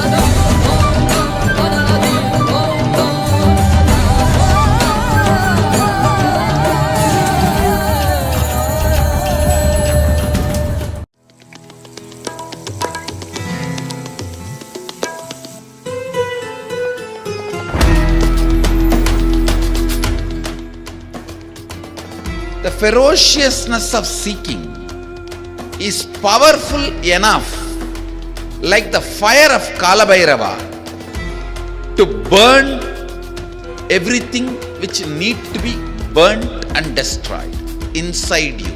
Laziness, tiredness, boredom, everything which need to be taken out of you can be just like that burned.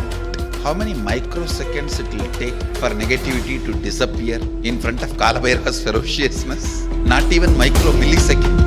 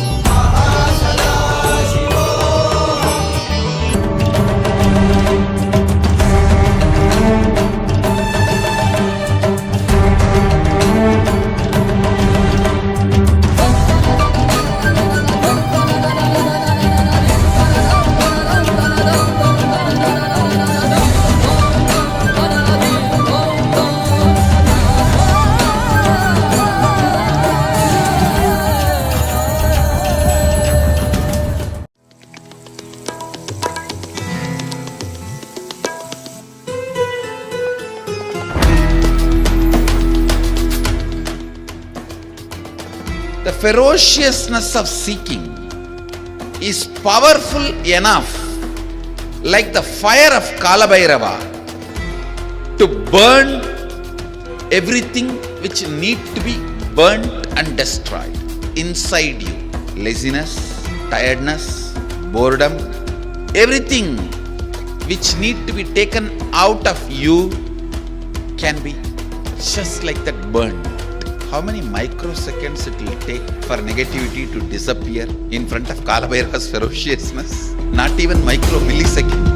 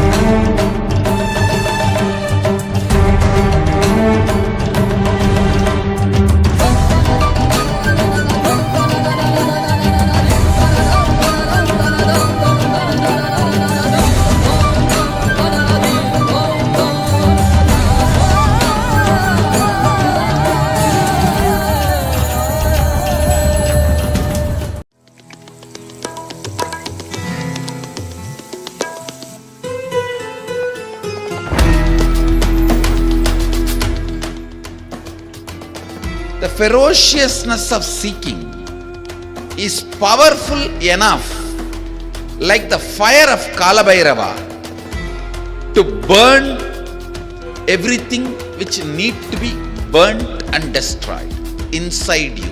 Laziness, tiredness, boredom, everything which need to be taken out of you can be just like that burned. How many microseconds it will take for negativity to disappear in front of Kalabhairava's ferociousness? Not even micro millisecond.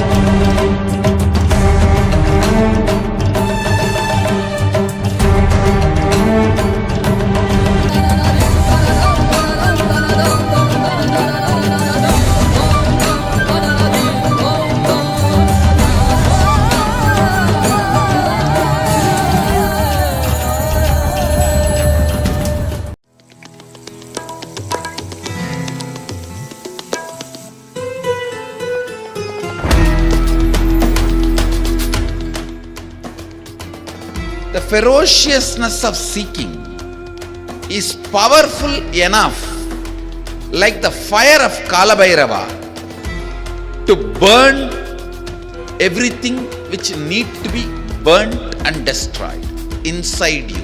Laziness, tiredness, boredom, everything which need to be taken out of you can be just like that burned.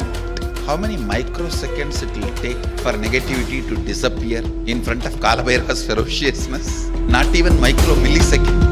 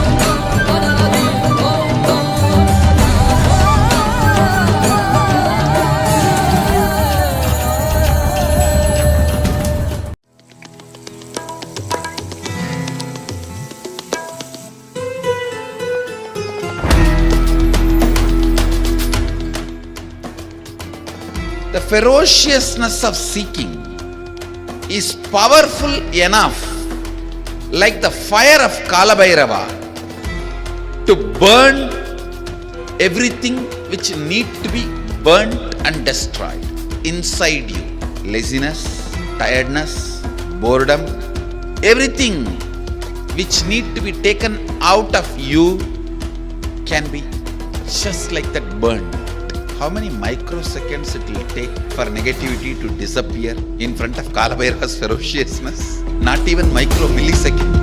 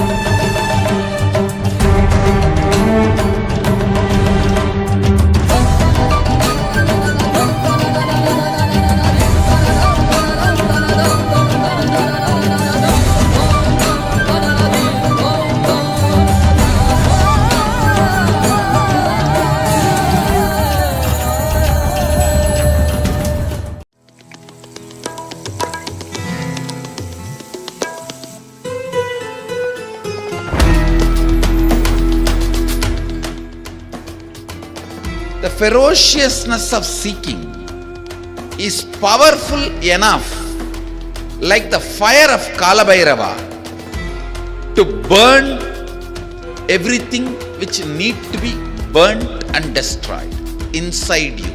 Laziness, tiredness, boredom, everything which need to be taken out of you can be just like that burned. How many microseconds it will take for negativity to disappear in front of Kalabhairava's ferociousness? Not even micro millisecond.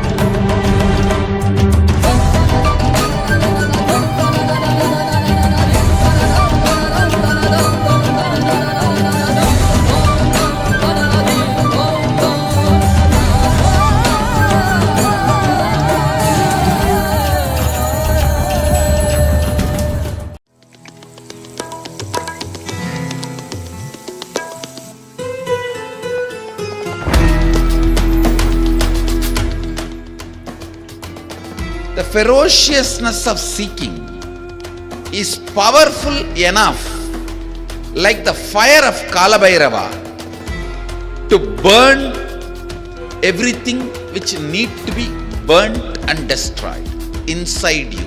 Laziness, tiredness, boredom, everything which need to be taken out of you can be just like that burned. How many microseconds it will take for negativity to disappear in front of Kalabhairava's ferociousness? Not even micro millisecond.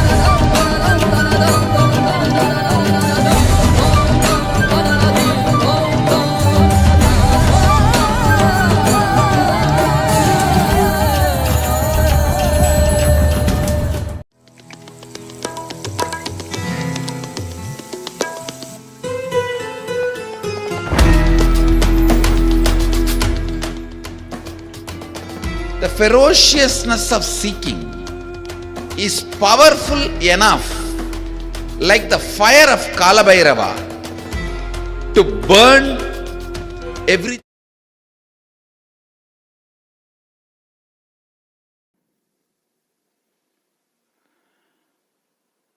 So please come to the space of listening.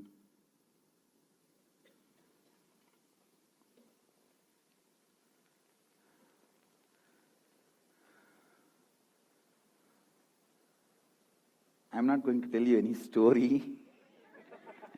I'm going to tell his story.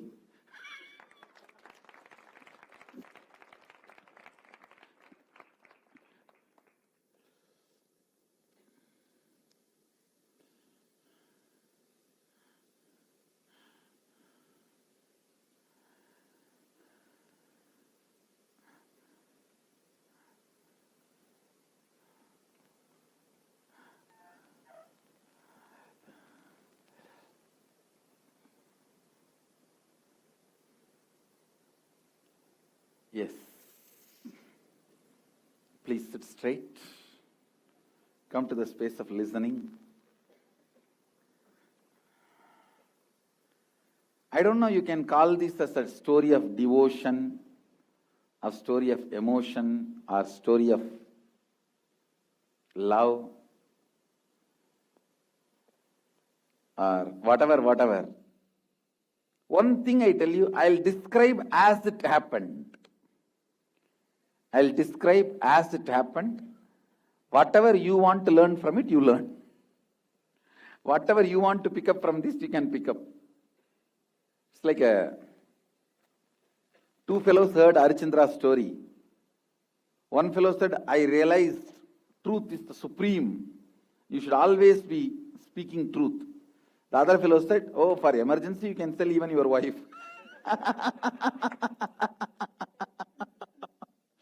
So, whatever you want, you can pick up. Whatever you want, you pick up. I'll tell the story as it happened. I'll tell as it happened.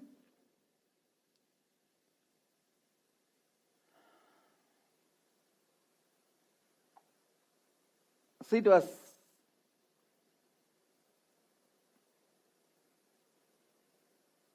mid-March.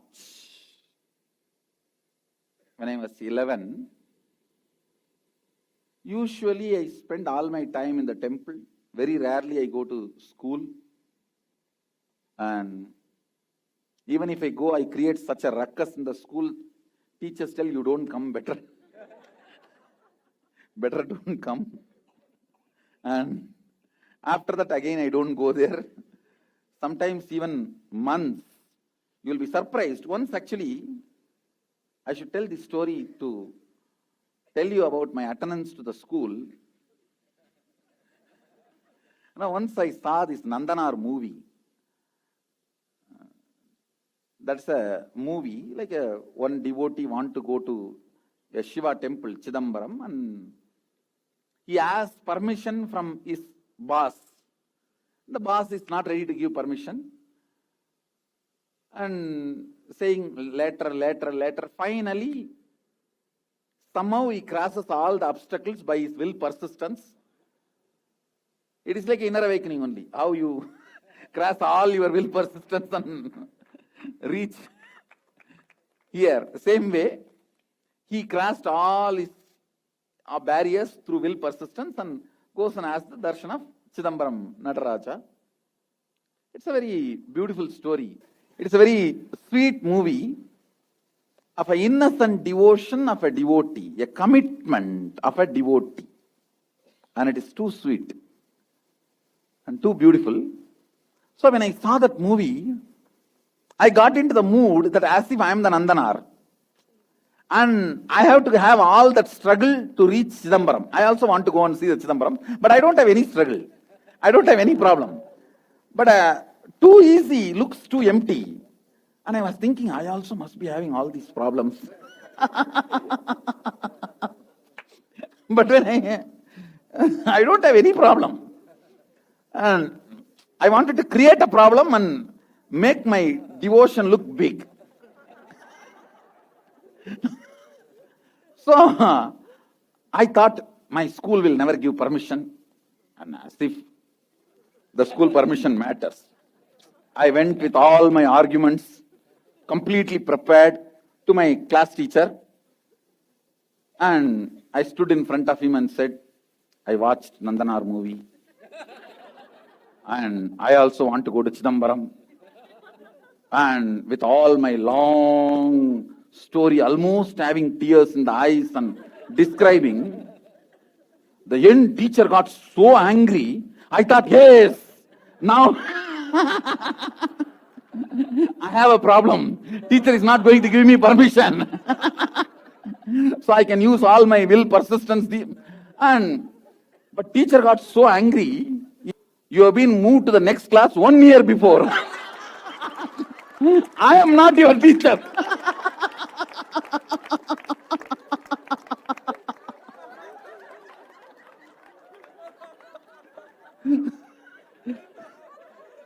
In Tamil, he started telling, ஒரு வருஷமா school பக்கம் வராம இன்னைக்கு வந்து என்கிட்ட leave வேணும்னு கேக்குறியாடா?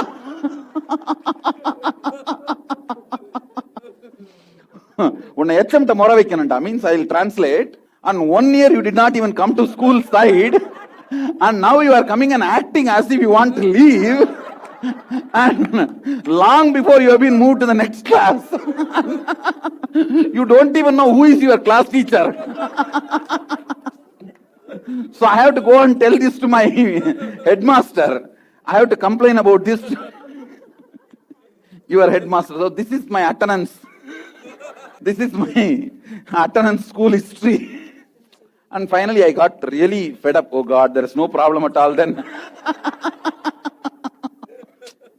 I have to go to Chidambaram, but I should have all the problems of Nandanar. Understand? Only that it will be dramatic. And now how can you go without any drama? Because that whole movie is so beautiful, and it describes every level drama a man can, every level obstacle. You see, social, personal, and the other tests. So many things he undergoes. So I really fantasized I will have all that, but nothing is there. And no problem at all. Finally, what is this? Anyhow, I asked money from my mother. My mother gave immediately money, and I caught the bus and reached the Chidambaram also. I thought, like Nandanar, they will not allow me also inside the temple. So I'm waiting in the outside the temple and waiting for somebody to stop me. Nobody is stopping me. Nobody is stopping me. What is this? Somebody should stop and there should be a drama, and then me reaching, nothing. No drama at all. Nobody is stopping, and I was standing. Finally, one sannyasi walked out, and then I myself stopped him. I asked the sannyasi. He said, what is there? Everyone can go inside.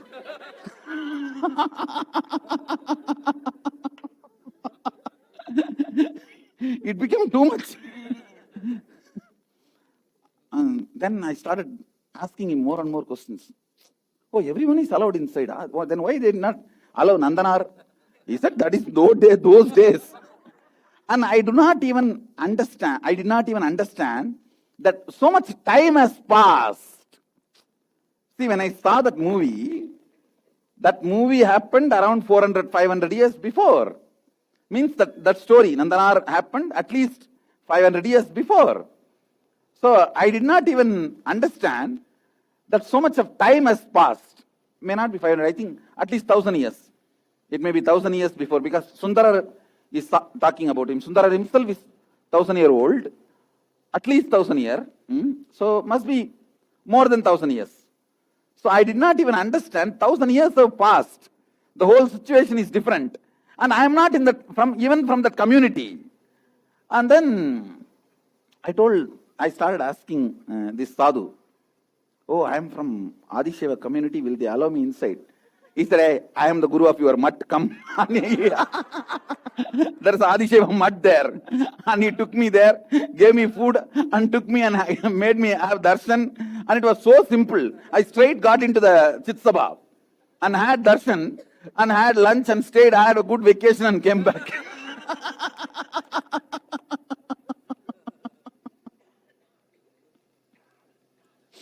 So this is my struggle story of visiting Chidambaram.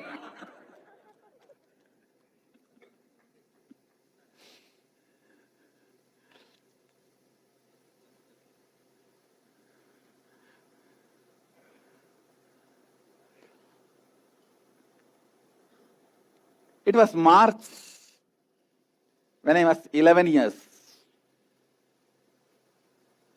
As usual, I was sitting in the temple. My most favorite is I'll just sit in the temple and gaze at the hill.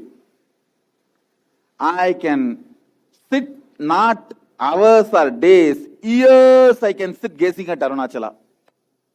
Nothing else is required. Not even food or sleep. I can just sit and gaze at Arunachala, that mountain. It's a living energy. Just like how, even though we are soul, but we feel this body is us. Same way, Sadashiva, even though he is cosmos, he himself feels that Arunachala hill is his body. It is such a sacred energy center. I used to sit and gaze. It was very casual, not having some mystical or extraordinary experience. Very casual, normal plane, like how you and me are meeting. In this very plane, suddenly I saw a sadhu walking out of a cave in the temple. Inside the temple there is a mandapam. Inside the temple there is a mandapam. If you have been to Arunachala temple, you would have seen this mandapam. Yes, this is the mandapam. This is a 4-pillared hall. If you feel somewhere you have seen this mandapam, it is our Garbha Mandir of Biddi. I have replicated the same thing to our Biddi Garbha Mandir.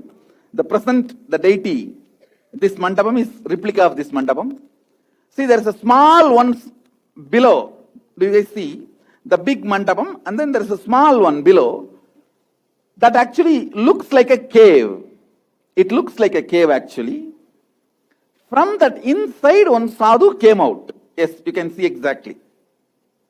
This is the spot. From inside he came out. Actually, at that time I thought it's a cave and there is an opening inside. In temple there are many caves. So I thought this is also one cave. There is a door opening. So that sadhu opening the door, he came out. That's what I thought at that time. Later on I discovered it's not a cave, it's a stone, sealed wall and all that. That is different. So,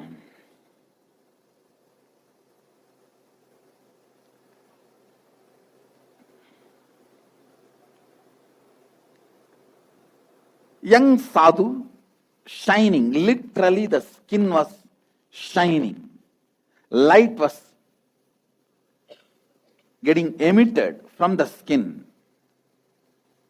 Even when the sun sets, in the darkness, in the evenings or the night, I can see him walking. When he walks, I can see that line. Like that, skin will radiate the shining. In Tamil there is a verse, Punnar Meniyane. Literally that word. The skin used to be shining. And a tall, well built, only kavi in the hip, no upper cloth, only one towel, no beard, but long jata, and rudraksha, bhasma, all over the body, full of the bhasma, and even rudraksha in the hands. I can roughly say is the late 20s. The age, if I have to say age, late 20s or early 30s. Something like a 27 or between 27 to 32. That's the way I can say. That is the rough estimate of the age. The moment he came out, I saw him. I am a person, usually any kavi I see, I'll just go and fall flat. I'll fall flat in his feet and I'll ask them, you bless me. And the first question I'll ask is, are you enlightened? Because I read Ramakrishna Vivekananda's books in the young age, and Vivekananda used to always ask anybody who sees, whoever he sees, he will ask them, are you enlightened? To accept him as Guru.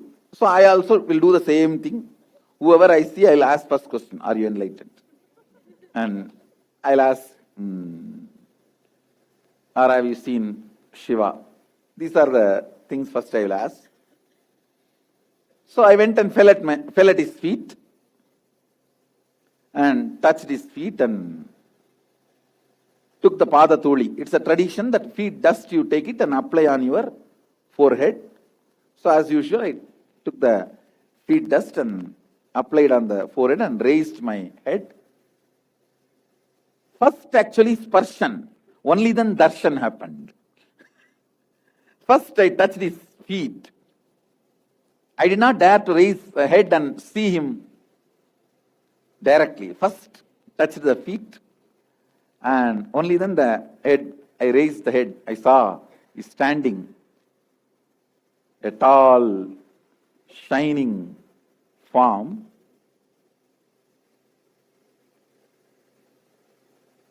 The moment I saw his eyes, the eye contact happened. I saw a big wide smile in his face.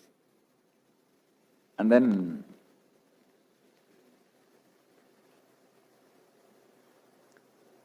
maybe the smile or the kind of a connection I felt, I did not ask him this question, are you enlightened? First question I asked is, Swami engirandu variga? Means, Swami, from where you are coming? From where Swami is coming? He just showed the hand from there only. Because he was walking out, so he showed that mandapam from there only. Ingirundha varren. Then I did not ask anything further. Then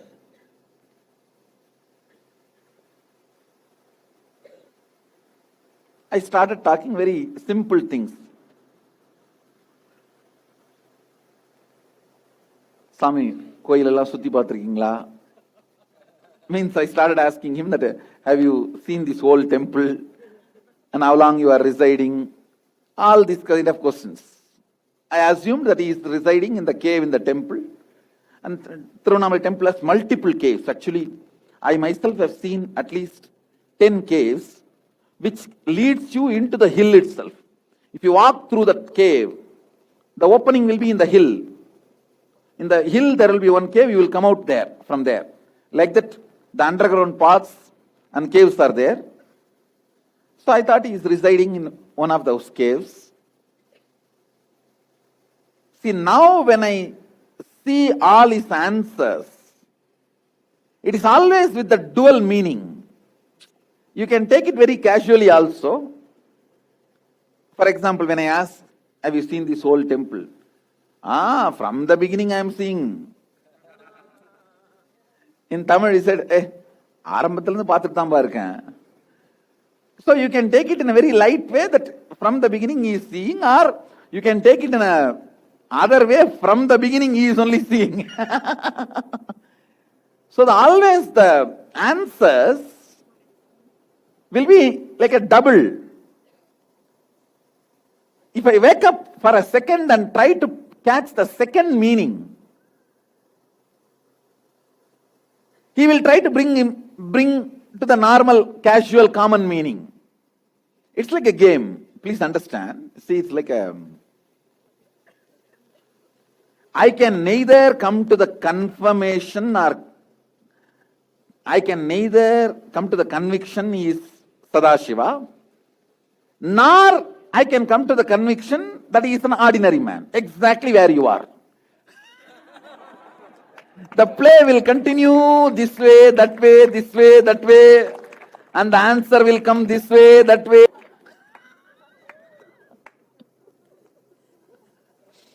always it will be double. For example, when he gives the answer,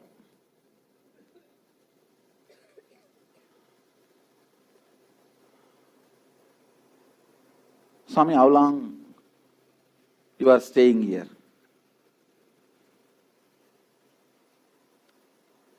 He will say, for quite a long time. If he sees that light in my eyes, the spark in my eyes that I am catching, that is Sadashiva, then immediately he will just say, எல்லாம் வராங்க போறாங்கல அதெல்லாம் பார்த்துட்டு ரொம்ப நாளா இங்க தான இருக்கேன். He will try to dilute, means in English, I will translate. He will try to dilute. So many people come and go now, so I see all of them and I am sitting here only now. He will try to dilute and make it like he is one of the sadhus or beggars who live in the temple. In Arunachala temple, till recent times, even 15 years, till 15 years before, the sadhus used to stay in the temple. They used to be allowed. I myself have seen so many enlightened yogis used to stay. I have seen one yogi, Narayana Swami, who did not eat or drink nothing for 19 years. He lived in temple. I myself have seen him at least for 6-7 years. He has not moved from that place. He is not dead. He will smile and he will only, the legs are like a frozen. He will sit with the legs in the Vajrasana or the Yogasana. Like Ayyappa, he will sit, only hands will move. Means whatever people bring and offer, he will take it and give it to people. Only for that his hands will move and nothing else, just smile. 19 years he sat like this. He was sitting in Samadhi. A great Jivan Mukta. Like this I have seen, he lived in near Thirumanjana Gopuram. There is a south side tower of the temple. He lived. Like that many sadhus and yogis used to live in the temple in those days. And Tirunamala is well known for that. So he will just dilute and divert the attention as if he is one of the sadhus and yogis living there. But many times I will try to catch through his answers that he is not ordinary sannyasi or ordinary guru.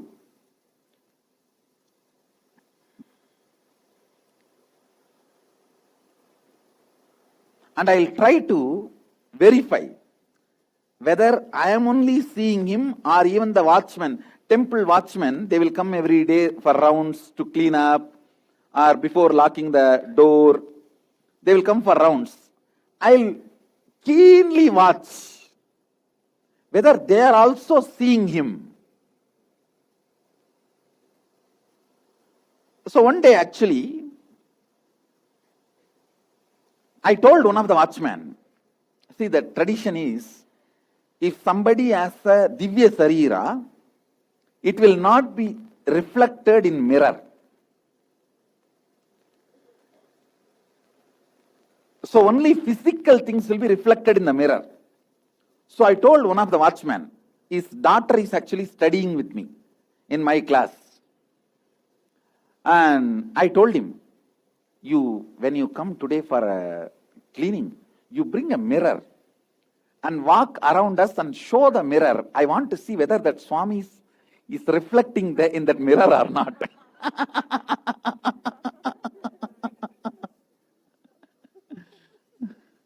And that fellow also brought the mirror. As if casually he is carrying the mirror from somewhere to another place. He was carrying the mirror casually in his hand and walking. So I was keenly observing, especially when he is walking near me, whether the form is reflecting or not. And it was reflecting. And then he walked. Then he made a statement, oh, appa originala maamam kaatuvana. In Tamil he said, whether father is original or not, uncle will show.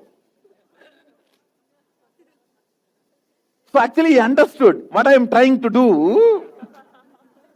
Actually that watchman is a uncle in a distant relative way for me.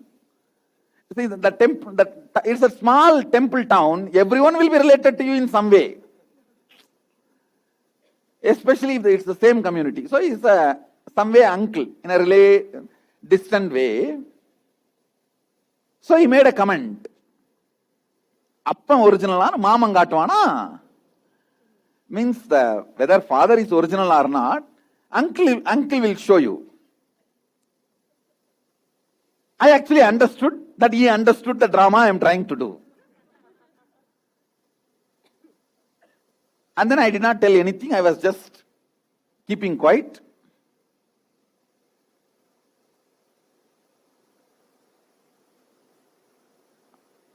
And of course, I thought, oh, he's reflecting. Then is he just a human being? Or is an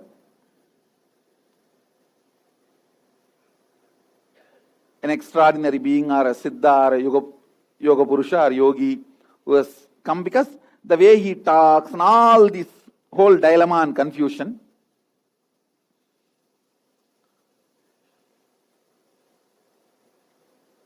One side, I'll describe exactly as it happened. One side, because his form is reflected on the mirror, I am not able to come to the conclusion he is Divesariri. Other side, he is describing the whole my plan. My whole plan, which was such a secret plan, is describing the whole plan. So I can't come to the conclusion he is not normal man.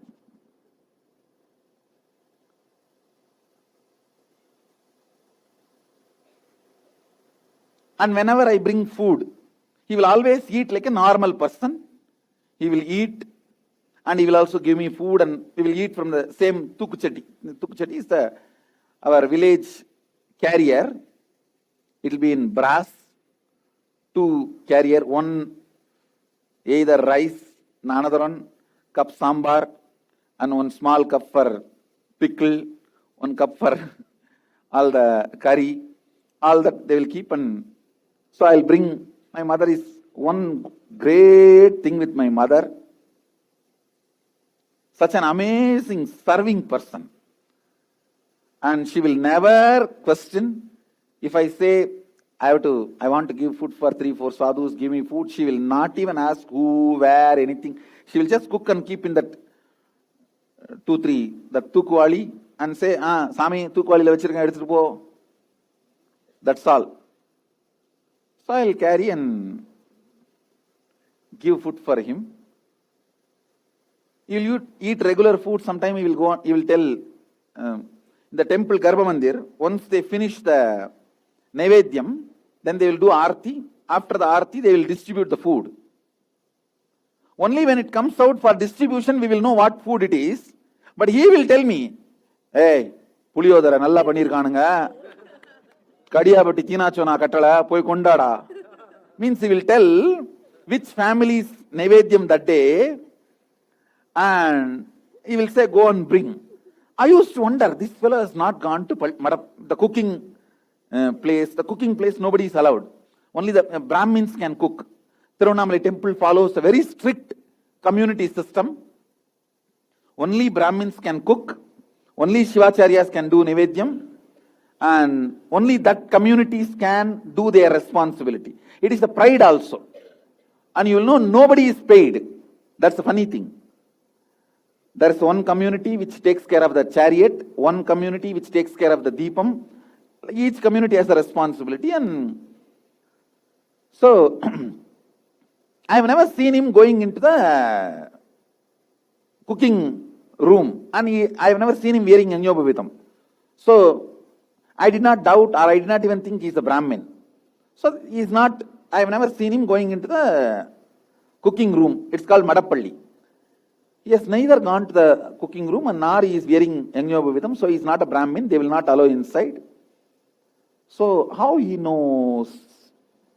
And when I go and receive the prasadam, it will be exactly same as he said. I'll bring him and he will eat. Sometimes he will tell, no, I don't want, don't bring, leave it. So it's like a, but I've never seen him doing 1, 2, 3. In this whole, no 1, 2, 3. And he will tolerate all my such amazing passions. And I'll even pick up his finger and bite the nail and clean the nails, cut the nail for him.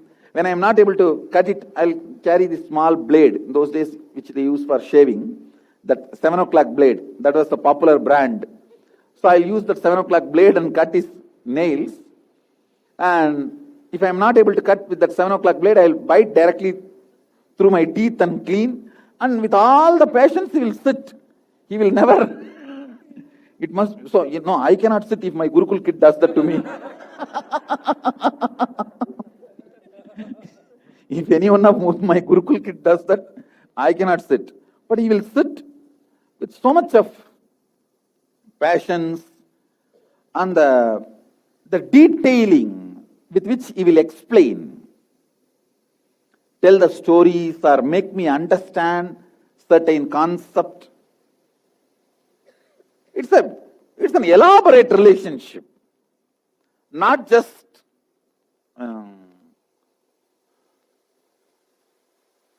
I saw from one corner, he saw from one corner. He was there in the 3rd floor building, I was there in the 6th floor building. The village puppy love story. No.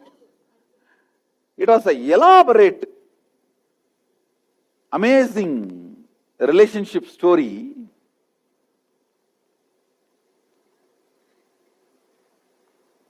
I cannot confirm directly from him asking, are you Sadashiva? Are you from different plane? No. That little fear was there. And then I cannot come to the conclusion he is a human being. Once I tell you, he was trying to explain Advaita to me. He said, everything is one. I'll exactly use the word he uttered in Tamil and then I'll translate. Ellam undudangane. Means everything is one. I said, how can that be? How can, means I was asking in Tamil, அது எப்படி சாமி எல்லாம் ஒண்ணுதாங்கறீங்க, நீங்களும் நானும் ஒண்ணா இருமா சாமி? Means you and me will be one or what? Then he just smiled. Hey, means he addressed me in singular. How the kids are addressed. Hey, இந்த மலை, இந்த சாமி, நானு, நீ எல்லாம் ஒண்ணுதான்டா. He just said, this hill, actually in his right side was the hill, and the left side was the Garbhamandir, and I was sitting in front of him, holding his 1 feet, and he just said, this hill, this God, me, you, all one and the same only. He just did like that. I was caught in between him and the hand. He just did. Please understand, with all my integrity I am telling you, literally that hill moved and this Garbhamandir moved. Physically they just colluded. They just hit each other. They did not break each other. They just hit each other like a photoshopping, melting. They just melted into each other.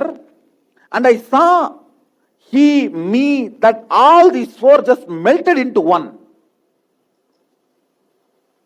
For a few minutes, there was nothing else, just the pure oneness.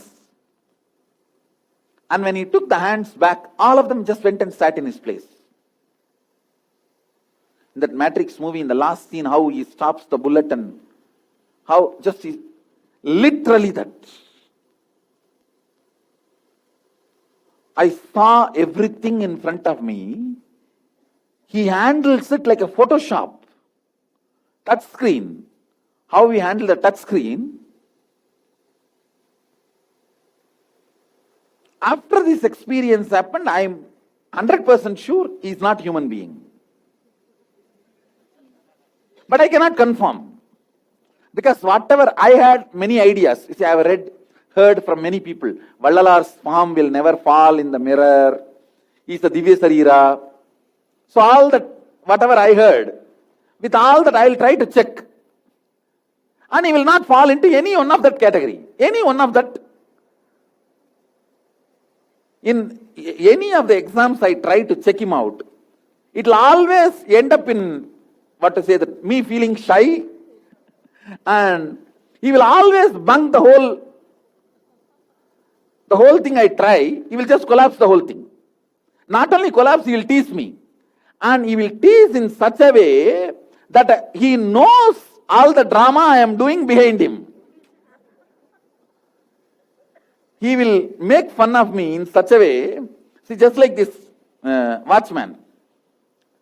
So I did so many plans, and I also went and verified this book. There is one book called The History of Vallalar, where it records at least 5 people tried to photograph him, and he never fell into the film, because only shade can fall in the film. Light cannot be, you can't capture the light. You can't take photograph of sun. Only the sun's after something which shade can fall into the photograph. So I've read all these things. And then they also describe that he can never fall in mirror. It seems even if you build a mirror house, Vallalar walks, no mirror will show his reflection. There are many records where devotees describe that he will never fall in the mirror and no one can capture his shade and all that. So with all this plan, I gave the mirror to that watchman and told him, you secretly carry as if you are walking. Your usual walk, but you should come near such a way that I should be able to see his reflection, whether it is there or not. And not only I saw his reflection, he was carrying the teasing smile. How I say, ha, ha, ha, ha. Exactly. I think that I got it from him only. It is like a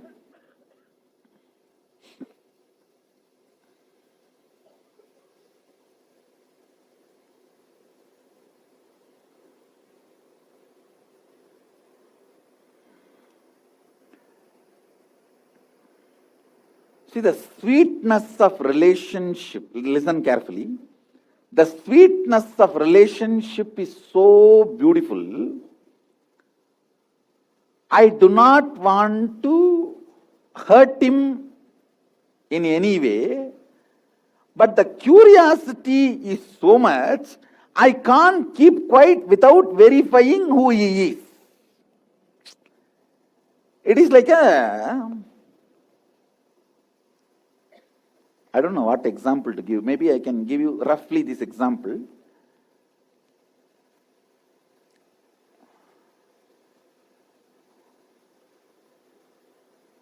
You have a secret crush, but you are afraid to propose. If propose and breaks even friendliness will be lost. You don't want to lose the friendliness. And neither you can keep quiet without proposing. I think now many of you understand.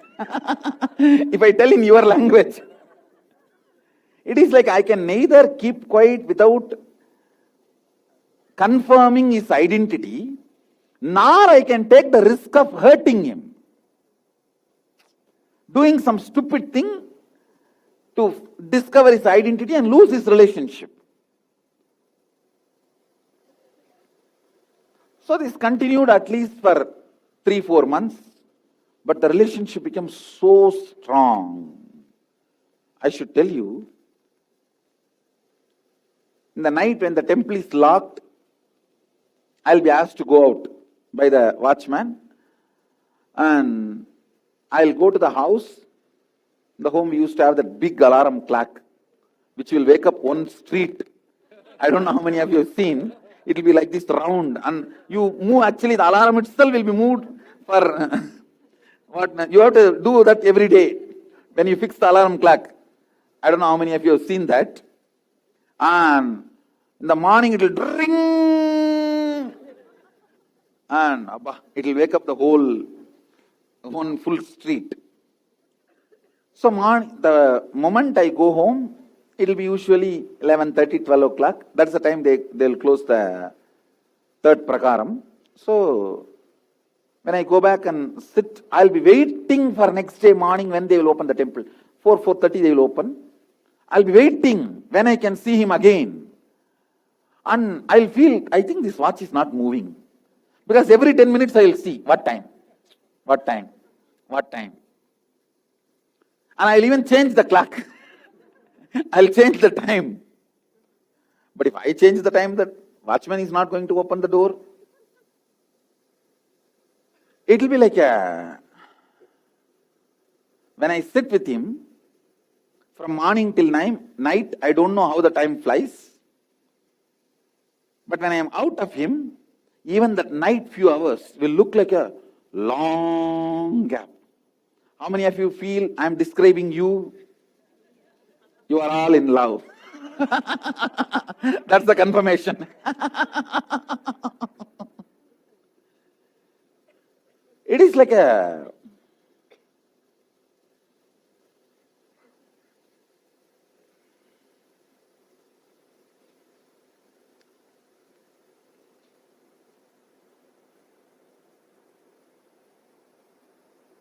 I think I had the fantasy of having a guru and enjoying the guru-disciple relationship, and that fantasy I myself fulfilled in the form of Arunagiri Yogeshwara. That is what I feel. It is the best guru-disciple relationship fantasy coming to reality. How an ideal guru-disciple relationship.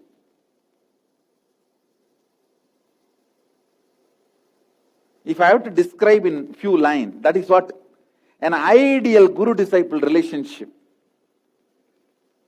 fantasy of me, I myself projected and completed.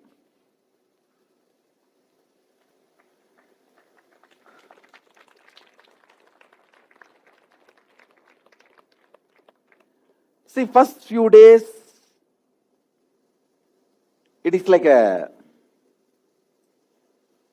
he will sit, I will sit, I will ask some questions, he will answer. Not only he knows the whole Shastra or spiritual truths, while he talks itself, he will mention many of my family, friends, relatives, all their names. So in few days, I am convinced he is a local person. See, in Indian villages, you need to have a little background introduction about Indian villages. Indian village, everyone knows everyone's personal life. There is no question of any privacy, that, nothing. All that has no meaning in Indian villages. Actually, the word privacy has no meaning in Indian villages. See, all the village houses will, the same row it will be. It will be like a straight line. And especially temple towns like Tiruvannamalai, they are all built based on Vastu. So the straight line, you guys will be surprised. The whole Tiruvannamalai temple compound is 1,000 meters, 1 kilometer. The accuracy is less than 0.1 inch. This edge and that edge. 0.1, please understand, not 1 inch, 0.1 inch. What scale they used in those days, nobody can imagine. Built 800 years before, that compound wall. 1 kilometer compound wall, the accuracy is 0.1 inch. So these temple towns are usually that kind of a structure. See, one side, his extraordinary knowledge of scriptures and spiritual sciences. The other side, he knows every fellow's name in that region, my family, friends, and he will refer, when he is giving examples, he will refer their names. So this all made me feel he is a local person. And I also had an idea A Vedantis will not be, a great beings will not be detailed being. So when I see one side of his great knowledge, I will almost be confirmed he is Sadashiva. And the next moment he will break the whole pot. Actually, what he was trying to make me understand, risking without having the end-to-end map is renunciation. Understand,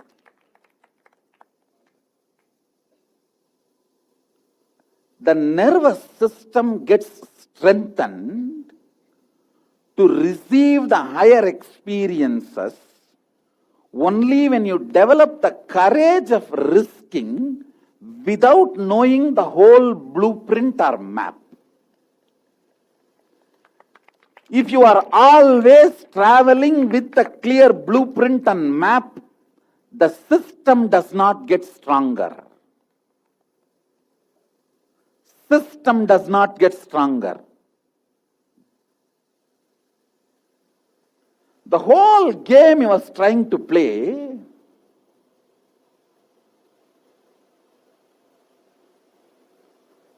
I'll almost be confirmed he is Sadashiva. I think I should drop all this. And by the time I come back, I'll be same square on. Is he really Sadashiva? God himself is teaching me. Or is he, maybe he's an enlightened person. I don't think he's Sadashiva himself, he's incarnation. Maybe an enlightened person, yogi with some powers. It'll always be in that. But his love gave me the courage, guts. That strengthened my nervous system to hold him. Please understand. How many of you relate with what I am saying, this whole thing? And you will be almost confirmed, yes, Sadashiva. Done. Something. No. I think he may be having some powers. Maybe a great yogi. Otherwise, why is all the time talking like this, doing this? Whatever I read in the books and tried to match, tried to test, he will collapse everything. He will collapse everything. And same way, when I myself brought the mirror through the watchman and checked, I saw his reflection. Once we entered in the temple, there is a marriage hall where Devi and Sadashiva's marriage happens. There's a huge wall-sized mirrors.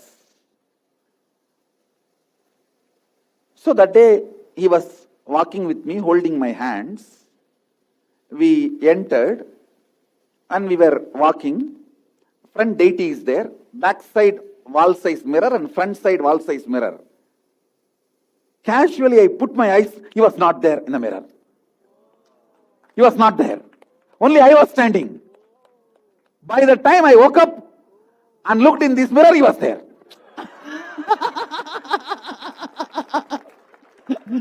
There are two big size, back side two big size and front side two big size. Here is the deity.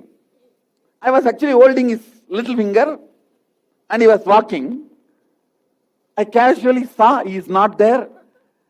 And I clearly cognized, my being is cognizing, yes, he is not there. He is not there. He is not there. He is not there. Some maybe 60 seconds or 1 minute. It's running. Hey, he is not there. When I turn this side, he is there.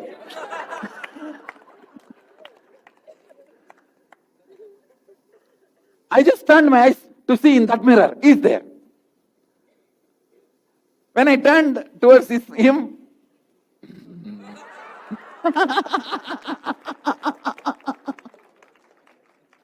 nada. That's the exact word he said. Go forward. And again double meaning.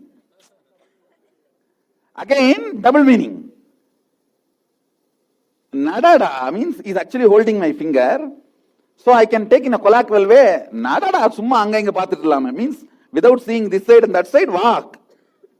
Or you can take the other meaning, go forward. How long you will be testing me? See, one thing I tell you,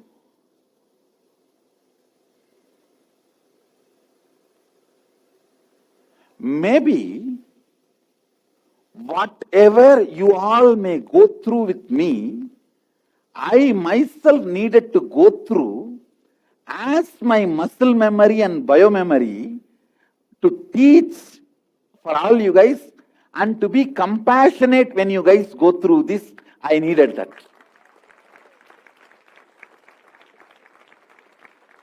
To have sympathy and to be large enough for you to go through that. To be a space where I can accommodate you when you go through that with me. As a intellectual knowledge, this can never happen. As an analysis, this can never happen. It can happen only if it becomes a muscle memory and biomemory and part of me. Maybe I can say that is the reason this whole drama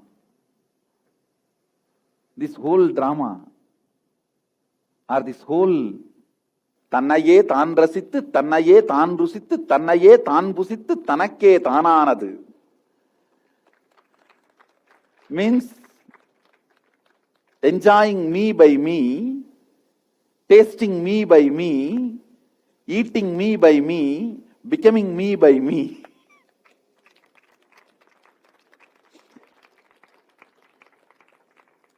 Maybe only then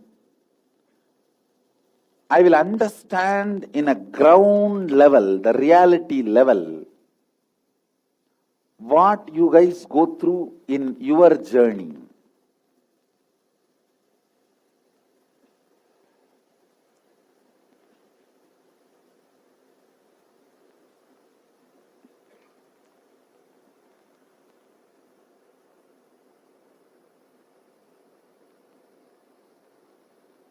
Whenever the temple deity comes out, they will hold the torch, fire torch, they will carry in front of the deity. So whenever he is around me and they carry the deity and the torch, I will never miss to check whether his shadow falls on the ground. His shadow falls on the ground. 2-3 times he observed that I am checking. And then next time when they are bringing the torch, in Tamil he called, hey, Tiviti. Tiviti means that fellow who takes. Tiviti, he called. And that fellow came near. Putta inga. Hey, parra, en shadow terdane, nadal terdane. Means he will tell me, now, Patriya, means see well, my shadow is falling. Amchituma. Shall I send him back? He will ask me in Tamil that he will see I am secretly checking in that torch that whether his shadow is falling, because I have read in many scriptures an incarnation or a Divya Sarira, his shadow will not fall on the ground because they are light. So I will try to check when they carry the torch. So he will call the torch fellow and he will make him stand next. And then he will ask me, see, and shadow will always fall. That's whenever he calls and shows, shadow will always fall. So I'll say, I will not tell anything. I'll just neither acknowledge nor say yes, neither say yes nor say no. I cannot say that I have not checked. And I cannot say shadow falling is true, because I will not believe. Now I know you are showing. Let me see. I'll just leave it. I will not talk.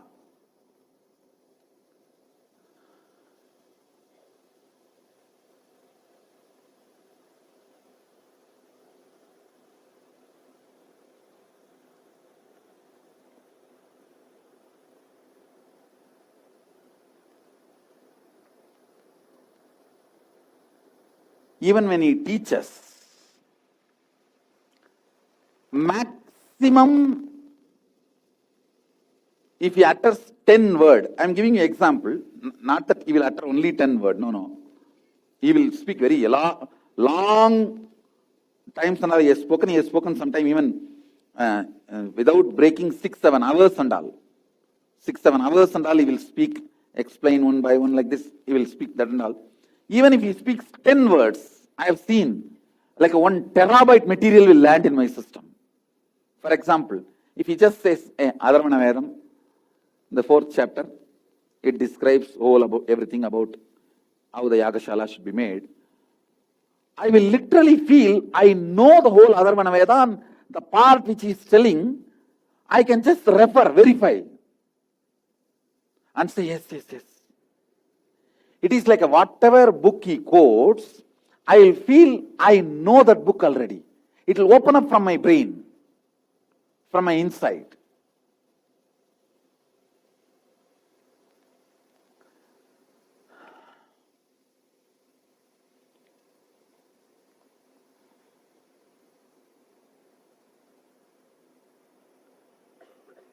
Even though I had one side this doubt and all that, other side, to be on the safer side, I wanted to take everything I can take and keep it for myself.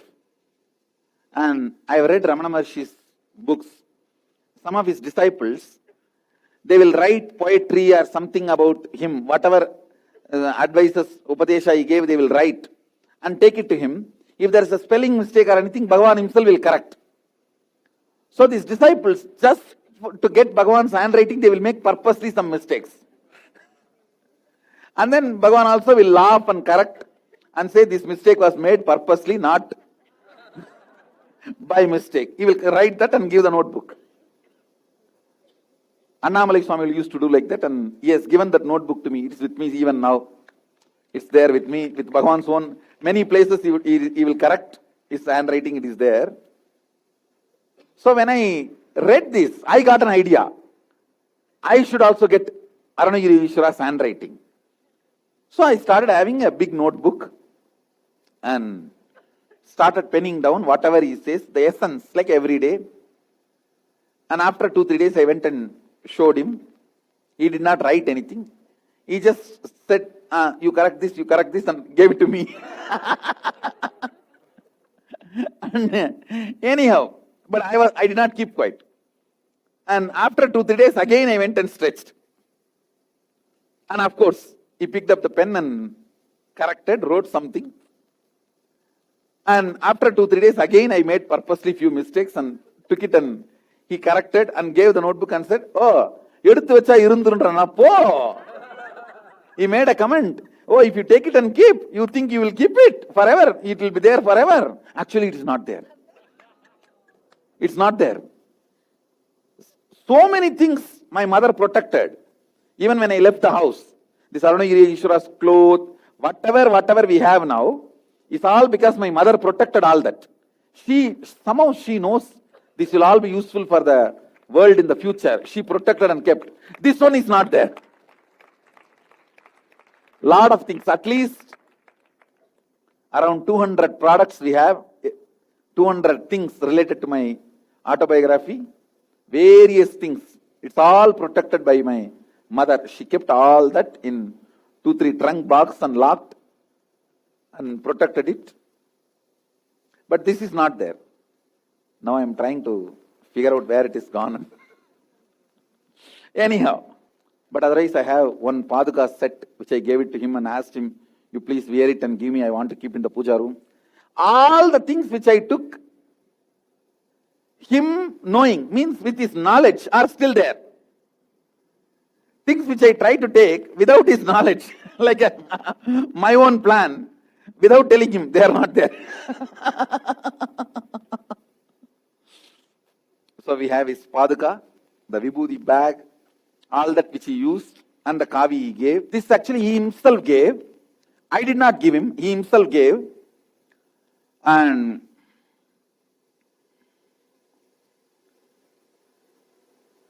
at least 50 textile companies.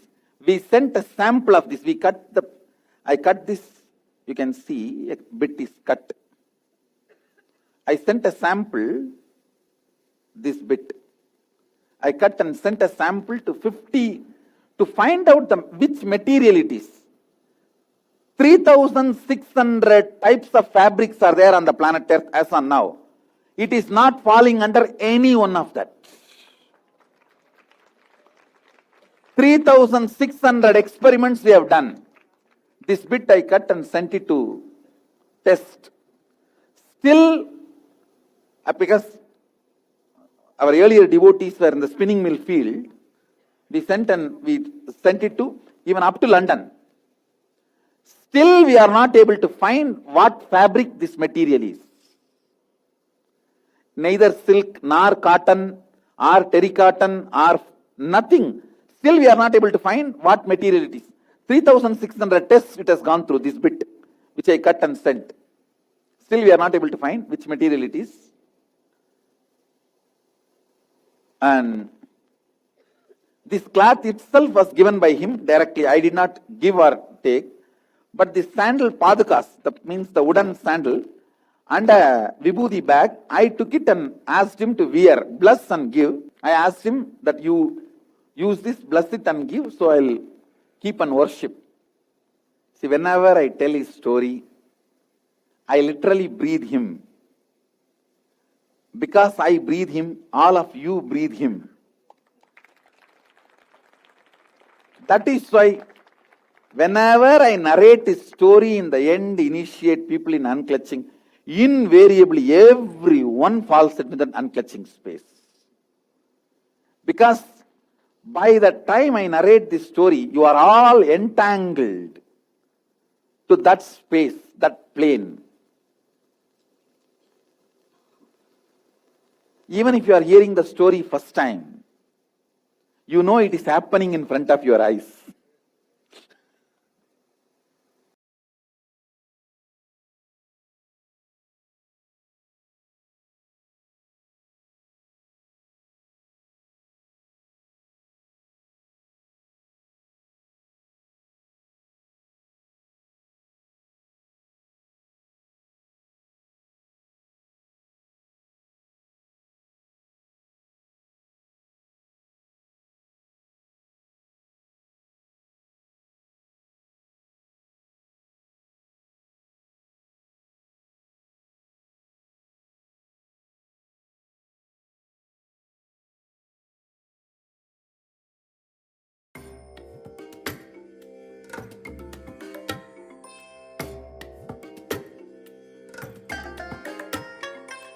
I bless you all.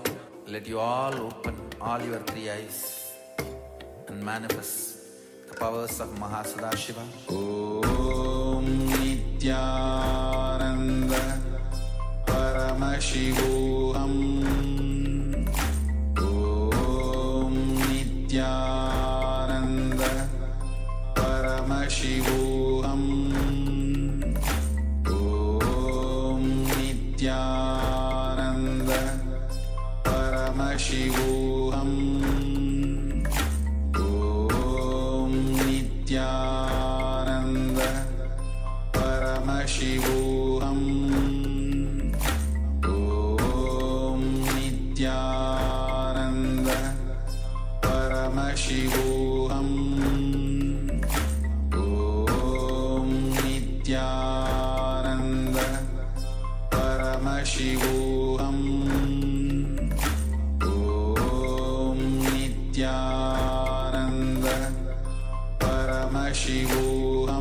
Paramashivoham. Om Nityananda Paramashivoham.